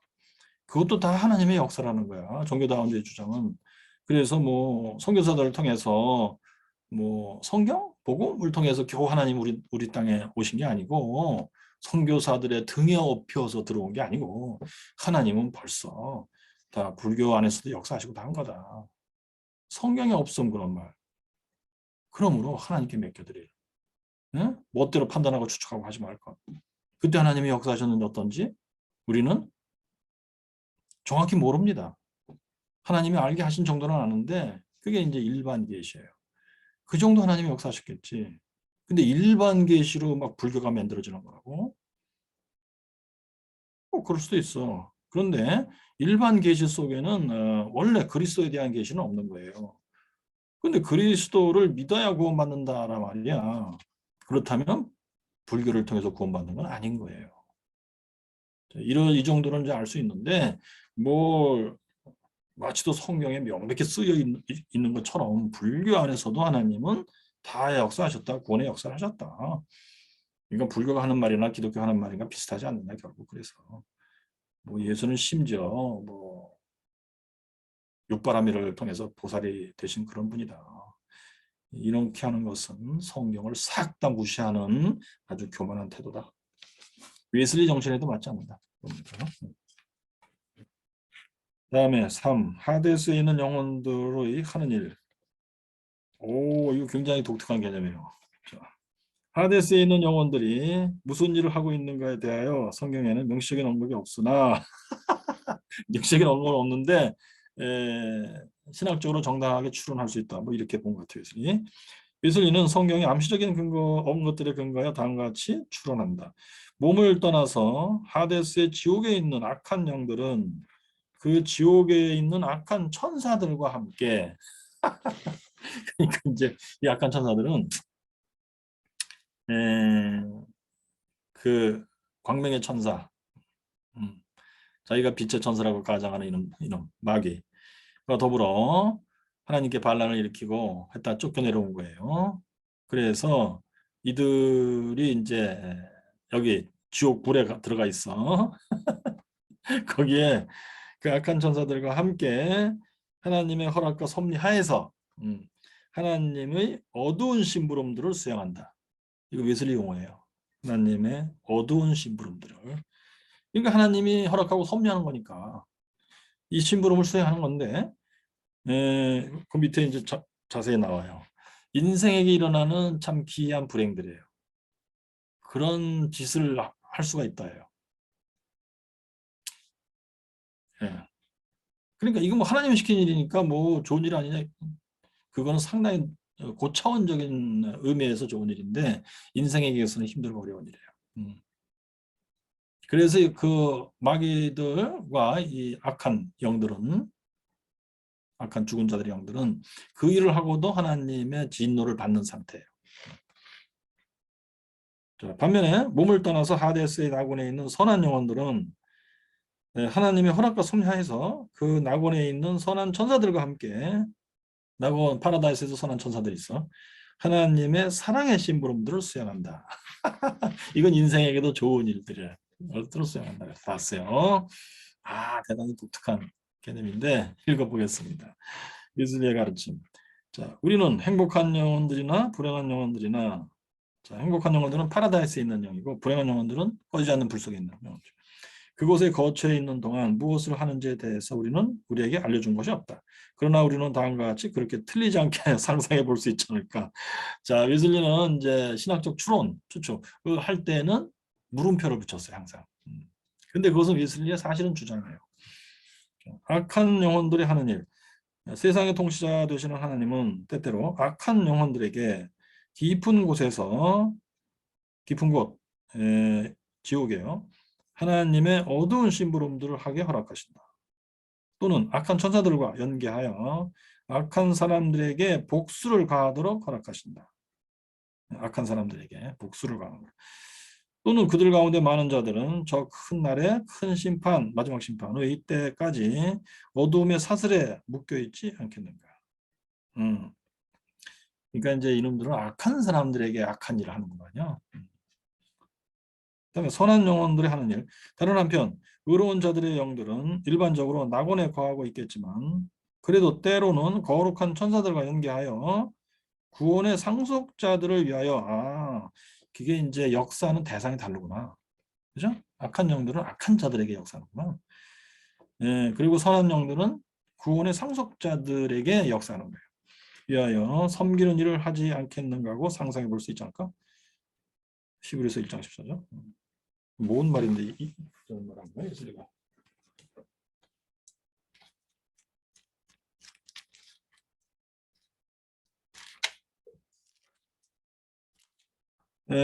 모든 천사들은 부리는 영으로서 구원 얻을 후사들을 위하여 섬기라고 보내심이 아니뇨. 이 말씀을 근거로 추론했구만요.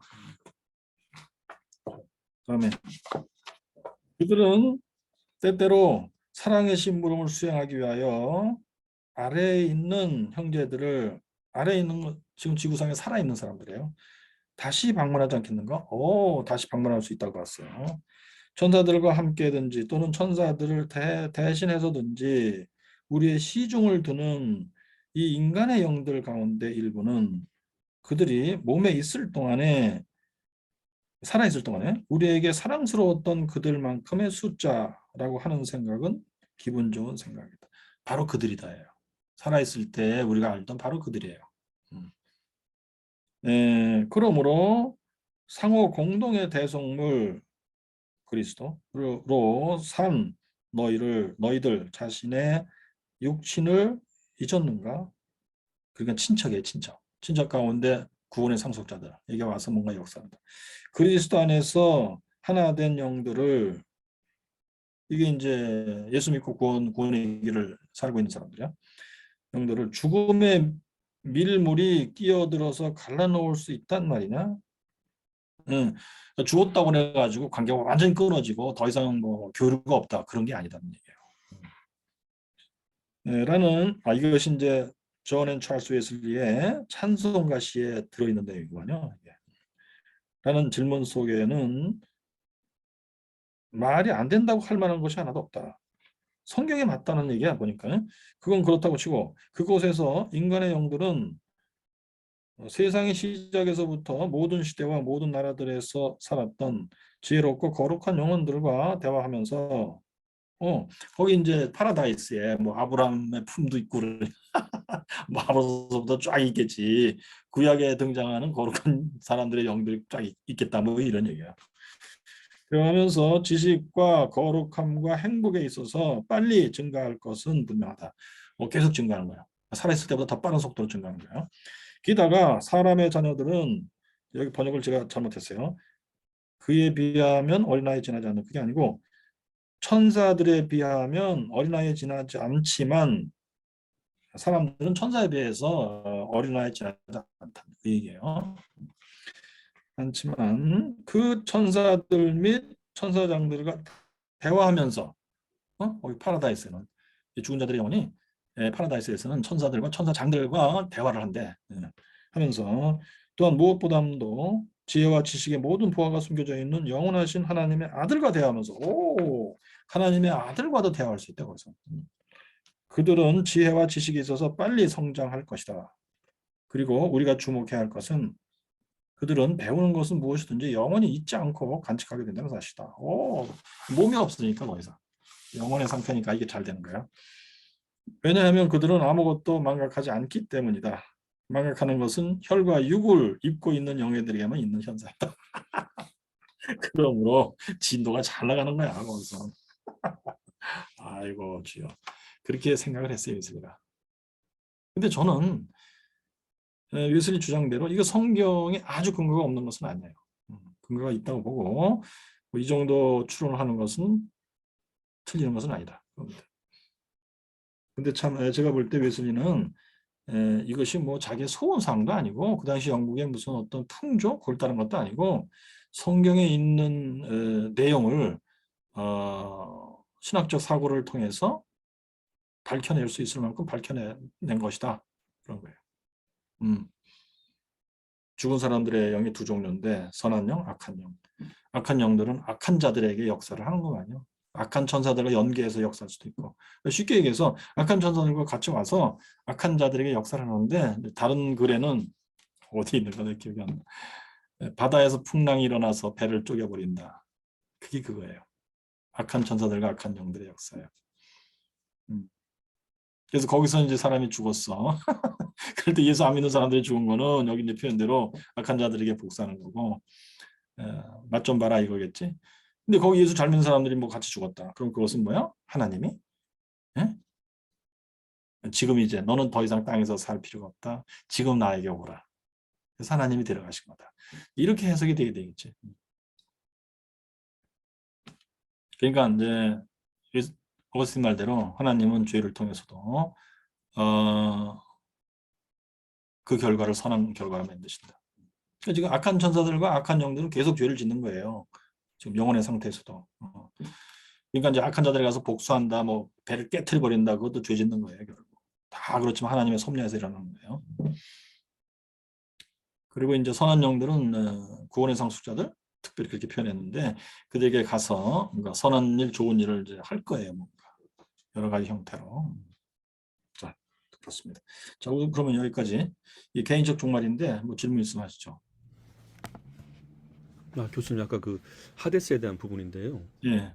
제가 그 기존 그 일반 신앙생활 하시면서 두 가지가 나오게 됩니다. 하나는 보통 천국이라고라는 개념이 현재까지는 예? 무슨 개념이요? 첫째 천국에 대한 개념입니다. 천국. 예. 천국에 대한 일반적인 개념은 저 천국에서 영원히 그래서 이제 새하늘과 새 땅까지는 거의 뭐 언급이 안 됐었고요, 사실은. 그러다 보니까 예수님의 재림도 정리가 안 돼 있고 새하늘과 새 땅도 정리가 안 돼 있고 일반적인 현상이었거든요. 그러니까 천국에서 영원히로 다 끝나버려 갖고 한참 저희 뭐 이렇게 부흥의 한 그런 한 90년대, 80년대, 90년대만 하더라도 주된 모토가 저 천국에서 영원히라는 걸만 끝난 상태였었는데 그 다음에 이 하데시아에 대한 개념도 설마 하나님께서 그 사랑의 하나님이 지옥을 만들 리가 없다. 뭐 이렇게 개념도 등장했고 그러다 보니까 지금 아까 교수님께서 말씀해 주신 내용 가운데 하데스가 천국과 지옥 양쪽을 다 모두를 포함시키는 거고 하나님의 창조물로서 창조한 것으로 하는 게 맞는 게 음, 그 조금 전에 그 이승 그러니까 저승이라는 말과 황천이라는 말이 언급됐었지 음, 않습니까? 제가 그때 한번 찾아보니까 이 저승이라는 말 자체가 이게 지시대명사 저 플러스 승 생에 대한 합성어로 되어 음, 있더라고요. 음, 그래서 음, 이게 그, 그 언어 자체가 어 만약에 이제 하나님의 창조물로서 이 땅을 보고 천국을 보면 당연히 이 저승이라는 말을 쓸 수가 없거든요. 그렇게 돼버리면 저승이라는 말은 창조주 하나님을 포함하지 않은 상태에서 만들어낸 음, 말이더라고요. 보니까 음, 그리고 또 하나 음. 황천이라는 말은 이제 중국 황화강에서 그렇지. 기인된 말로 이렇게 나와 음. 있던데 그럼 당연히 우리 크리스찬 입장에서 이 저승이라는 말과 황천이라는 말은 창조주 하나님을 전제하지 않고 쓰는 말이 돼버릴 수밖에 그렇죠. 없죠. 그러니까 이 하데스라는 말이 조금 더 좀 보편화됐으면 하는 생각이 들었습니다 오늘. 그렇죠. 그러니까 지금 뭐 이게 다 성경에 있는 용어인데 하데스나 파라다이스나 뭐 다 이거는 그리스 말로 표현된 건데 번역어가 적당하게 없다는 거예요. 그래서 하데스는 음역을 해서 그냥 하데스라고 부르고 개념 정립을 해줘야지. 그 하데스 안에 파라다이스 그건 낙원이라고 번역을 했으니까 우리 개역 성경에서는 낙원이라고 쓰면 될 것 같아요. 예, 그리고 이제 그 꺼지지 않는 불 그것을 영어에서는 이제 지옥이라고 표현했는데 내 생각엔 그것도 그냥 지옥이라고 생각하면 뭐 쓰면 사용하면 될 것 같고 어, 예. 그리고 이제 저 천국에서 영원히 그것은 천국이라는 단어 이거는 진짜 정립을 잘해야 돼요. 마태복음에 예, 하늘나라는 이와 같으니 그게 이제 한자 말로 하면 이제 천국인데 그때의 하늘나라는 여러 가지 의미를 포함하고 있어요. 궁극적으로는 그게 새하늘과 새 땅이에요. 또는 그 새하늘과 새 땅을 이제 창조하실 그 하나님이 이제 글로 데려가기 위해서 지금 역사는 구원의 역사. 그것도 뭔가 천국이에요. 하나님이 다스리시다. 이거. 그래서 상당히 여러 가지 의미를 포함하고 있는 큰 개념인데 정립을 해줘야 돼. 그래서 천국에서 영원히 그렇게 이제 구호를 만들어서 얘기할 때는 그건 영생이라는 의미가 들어있어요. 뭔가 영생. 그래서 새하늘과 새 땅에서의 영원한 복락이에요. 그걸 성경에서는 영원한 생명이라고 부르고 우리는 또 영생이라고 그렇게 표현해서도 부르고 하는 건데 우리가 영원히 영생을 누리리라. 그건 성경적인 용어고 개념이고 그래. 맞아, 좋아.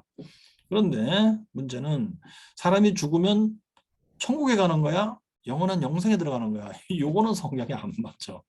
말하면 중간 상태 빼먹었어. 예. 그걸 잘 정리해 줘야 돼요. 그래서 사람이 죽으면 예수 믿다 죽었다고 치자. 그러면 누가복음에서 말하는 그 아브라함의 품 또는 낙원 예수님이 오늘 네가 나와 함께 낙원에 있으리라. 거기 낙원. 또는 빌립보서 1장 몇 절? 거기에 사도 바울이 말하는 그리스도의 곁, 주님의 곁 이렇게 표현한 거예요. 글로 간다. 거기 가서 이제 예수님 재림할 때까지 기다리는 거다. 거기 있다가 우리는 부활하여 죽은 자의 부활, 죽은 자들이 다 부활해서 진짜 신령한 몸을 입고 주님 앞에 쓰게 되는 거예요. 마지막 심판 받기 위해서. 그렇게 한 다음에 이제 거기서 합격 선언을 받게 될 것이고 그때 영생으로 들어갈 것이다. 이런 걸 정리해 줘야지. 그리고 이제 뭐 하나님이 지옥을 만들었을 리가 없다. 그거는 또 사기치는 거예요. 당연히. 그래서 성경에 맞게 잘 가르쳐 줘야 되겠죠. 그 다음에 이제 요거 좀 죽은 자들의 영혼이 뭐 산자들의 세계에 나타나서 악한 자들은 악한 자에게 역사한다든지 선한 영들은 선한 사람에게 역사하든지 이게 진짜 믿을 수 있느냐 성경적으로 그랬을 때 웨슬리는 이 근거로 들었는데 히브리서 1장 14절 모든 천사들은 부리는 영으로서 구원 얻을 후사들을 위하여 섬기라고 보내심이 아니뇨. 웨슬리는 이걸 근거로 삼았거든요. 여기 이제 모든 천사들은 천사들이고 부리는 영이 이게 죽은 자들의 선한 영이에요. 소위 말해서 예수 믿다가 죽은 사람들의 영이에요. 그 영으로서 구원 얻을 후사들을 위하여 이게 이제 이 땅에서 현재 살아있으면서 예수 믿는 사람들이에요. 위하여 섬기라고 보냈다. 그들이 나와서 이 구원받을 자들을 위해서 섬기는 일을 이렇게 저렇게 행하는 수가 있노라. 성경에 있다 그거. 이렇게 가르쳐줘야 되지 않을까? 해요. 그래서 우리는 이제 뭐 예컨대 우리 어머니 예수 믿다 돌아가셨는데 지금 주님 곁에 계실 거다, 낙원에 계실 거다 했을 때 때로는 그 어머니의 영이 예수 믿는 나에게 우리 가족에게 오셔서 이런 일 저런 일을 우리가 알게 모르게 하실 수가 있다. 그래서 하나님이여 허락해 주시옵소서. 우리 어머니의 영이 오셔서 나에게 내가 뭘 모르고 있으면 알게 해주세요. 깨닫게 해주세요. 나를 돕게 해주세요. 이렇게 기도해도 틀리는 것은 아니다. 그겁니다. 이게 매우 파격적일 것 같습니다. 그렇죠. 그러니까 이게 웨슬리 신학에 들어있는 내용인데 우리가 너무 무시했던 것이다. 그 얘기예요. 그리고 성경에도 근거가 있잖아요. 이렇게. 교수님 근데 아까 말씀하신 악한 영혼들에 대한 영역은 음, 이것도 좀 설명을 좀 이 맥락에서 하긴 해야 될 것 같은데. 그렇습니다. 예. 그래서 이제 내가 그걸 찾아봐야겠네. 웨슬리가 그 한 말이 있는데 내가 한번 찾아보겠어요.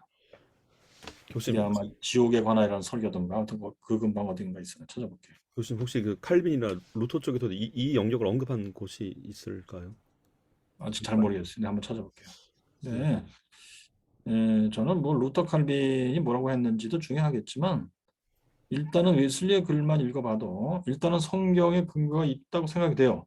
이 규절이 뭘 의미하는지 더 내가 정밀하게 분석을 이제 해봐야 되겠지만 에, 웨슬리의 이 사고는 대단히 그 성경을 존중하는 건전한 사고라고 생각해요. 그러니까 이제 이걸 가지고 진짜 성경의 정신에 맞게 잘 해석하고 잘 사용하는 것이 중요하다 이거예요. 또 엉뚱하게 또 무속이 나온다든가 미신이 나온다든가 그런 걸 경계해야 되겠지. 그러니까 우리는 지금까지 귀신의 영역에 대해서 너무 무속에게만 그냥 내버려 둔 거야. 예. 그래서 무속에서 자기들 멋대로 참 뭐 희한한 얘기들 하게 돼 있고 그래서 그걸 아주 경계해 버리고 그런 건 미신이야 함으로 성경의 중요한 진리 하나를 우리는 상실한 게 아닌가 이런 생각도 들어요. 그러니까 교수님, 예예 질문요. 네, 너무 파격적이라 저도 지금 정신이 없으시죠? 네 입을 다물지 못하겠고요. 일단 이- 그런데 중요한 것은 웨슬리의 이 의미, 웨슬리가 주장하고자 하는 의미는 이제 명백히 이해가 되시죠? 예, 근데 이제 교수님한테 제가 물어볼 거나 네, 아닌 것 같고 이미 김현수 목사님께서 저기 해주셔서 답변을 주신 것 같은데, 너무 그러면 저는 이제 우리 옛날 목사님으로부터 신앙 지도를 받을 때 네, 죽은 자의 영혼은 이 땅에 하나님의 그 하리스 있기 네, 때문에 못 온다.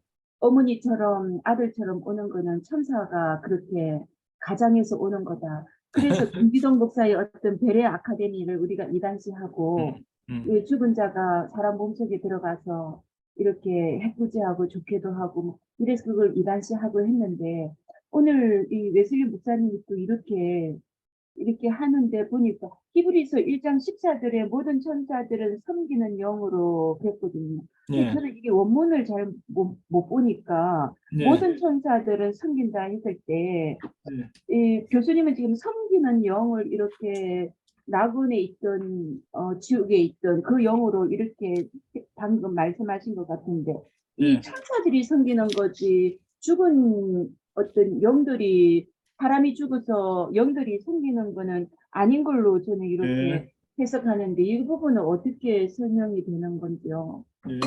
제가 헬라어로 한번 볼게요. 히브리서 1장 14절. 예, 예. 우히, not, 판테스, all, 에이신, are they, 레이토르기카, ministering, 푸뉴마타, spirits, 복수예요. 에이스, 디아코니안, for service, 아포스텔로메나, being sent forth, 보내심을 받았다. 디아투스, 멜론타스, 공부를 하도록 하기 위해서 클레로노메인 살고 있는 소테리암. 클레로노는 상속받을 구원을 상속받도록 되어 있는, 구원을 상속받을 그들 때문에, 그들을 위하여 보내심을 그들은 받은 것이 아니겠느냐. 의문문이에요, 질문이에요. 그들이 누구냐? 푸뉴마타예요. 영들.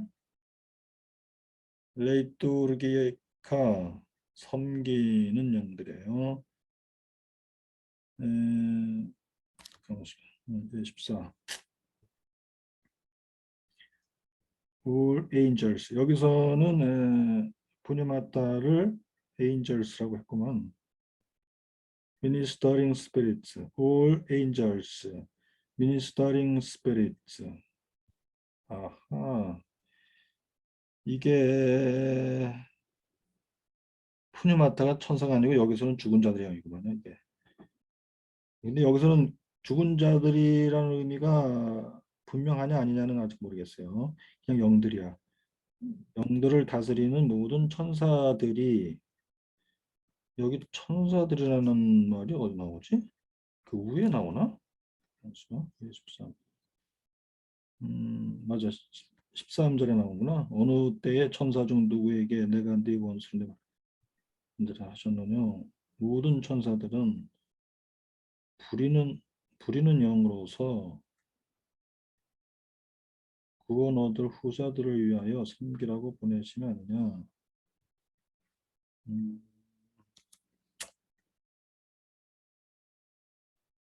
이게 레이토르기카와 푸뉴마타가 이게 같이 붙어 있는 거구나.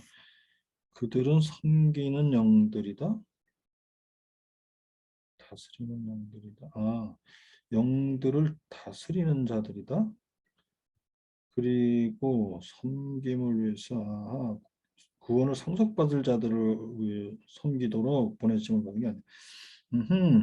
천사들이 보냄을 받은 거구만요. 그래가지고 그 목적은 구원을 상속받을 자들을 때문에 그들을 섬기도록 하기 위해서 이들이 보냄을 받았구만요. 그래갖고 영들을 미니스터링 하는 거야. 이 문장만 보면 확실히 모르겠네요. 아직. 이걸 더 제가 찾아봐야 될 것 같아요. 자, 아무튼 그런데 웨슬리는 적어도 웨슬리는 이 규절을 이렇게 웨슬리 주장대로 해석을 했어요. 보니까. 자, 그런데 이제 김기동 같은 경우는 제가 볼 때는 악용을 한 거예요, 말하자면. 이런 게 있잖아요. 성경에 굉장히 중요한 진리들을 사이비들은 악용을 해요. 그러니까 틀리게 해석을 하고 틀리게 적용을 하고 사람들을 우려먹고 호리는 데 사용을 해먹는 거예요. 김기동이가 딱 그 짓을 했죠. 왜 그러느냐, 그 사람. 왜 그렇게 악용하느냐. 보면 김기동이가 도대체 어떤 존재냐, 어떤 정체성을 가졌느냐. 그것 때문에 그래요. 그 사람도 사이코패스예요. 제가 볼 때.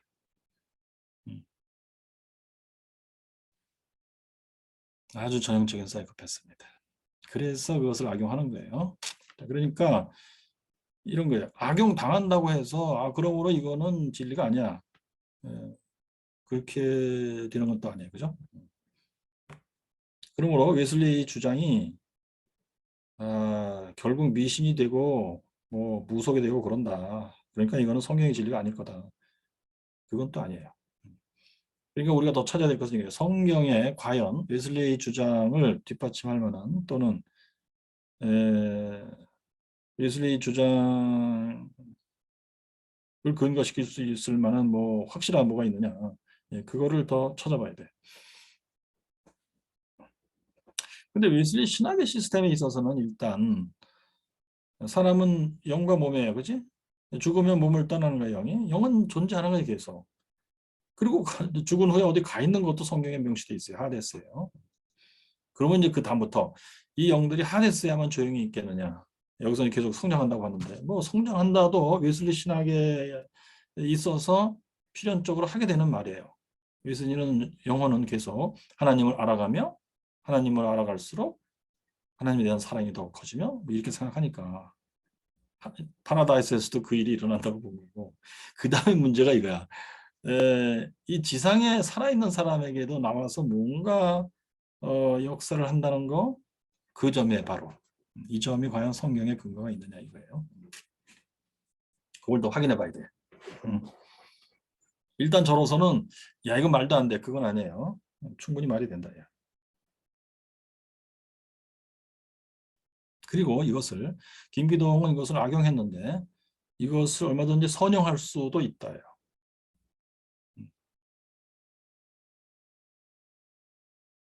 그렇게 본다면 우리의 신앙생활에서 설명되지 않았던 여러 가지를 오히려 설명할 수도 있을 것이다. 뭔가 그렇게 생각을 해요. 그리고 이제 우리가 일단 지난번에도 파격적인 웨슬리 주장 중에 파격적인 게 있었었는데 그게 바로 그거예요. 동물에게도 영혼이 있다. 그거예요. 그것 때문에 제가 볼 때 웨슬리의 설교 또 제너럴 딜리버런스 그건데 올바른 의미의 동물 신학을 만들 수 있는 근거가 그 설교에 있어요. 그 설교에서 굉장히 중요한 키워드가 The Scale of Being이에요. 존재의 사다리라고 할까? 그거. 예. 맨 위에 하나님, 그 밑에 인간, 그 밑에 The Beast, 짐승적 존재들. 예. 이 세 종류는 다 영혼을 갖고 있는 존재. 근데 이 짐승들은 위를 쳐다볼 때 하나님이 보이는 게 아니고 인간이 보이는 거예요. 그것이 웨슬리의 인간론에 있어서 The Political Image of God이에요. 정치적 하나님의 형상. 예. 그렇게 본다면은 하나님과 소통할 수 있는 존재는 인간밖에 없어요. 인간과 하나님 사이. 그래서 성령 하나님이 임하시다 할 때는 인간에게 임하시는 거예요. 짐승에게 임하는 게 아니에요. 예. 그런데 요거를 이제 어기면 엉터리 동물 신학이 나와요. 그래서 뭐 돼지에게도 성령이면 돼지에게도 임하시옵소서. 뭐 이렇게 돼 버리는데 그것은 성경적으로 신학적으로 맞지 않다. 예, 그 얘기를 할 수 있어요. 그래서 웨슬리가 발견할까 하는 주장 중에 성경에 맞는 주장이 이거 그것을 우리가 잘 선용하면 여러 가지 잘못된 신학들을 수정할 수가 있다. 지금 웨슬리 이 주장도 그래요. 이 웨슬리 주장을 잘 이해하고 사용하면 김기동식의 귀신 신학을 배격하고 수정하고 할 수 있는 근거를 찾을 수 있다. 그렇게 생각하죠. 네, 상당히 파격적입니다, 교수님. 그렇죠. 그러니까 웨슬리가 어차피 이걸 뭐 설교로 남겼으니까 무시해버릴 수는 없는 거예요. 웨슬리 신학을 탐구한다면 우리가. 예. 네, 혹시 다른 질문 있습니까? 예. 그러면 오늘은 여기까지 하고요. 우주적 종말론은 다음 월요일에 계속하겠습니다. 여기까지 하겠습니다. 네, 감사합니다. 수고하셨습니다. 감사합니다. 네, 교수님. 감사합니다.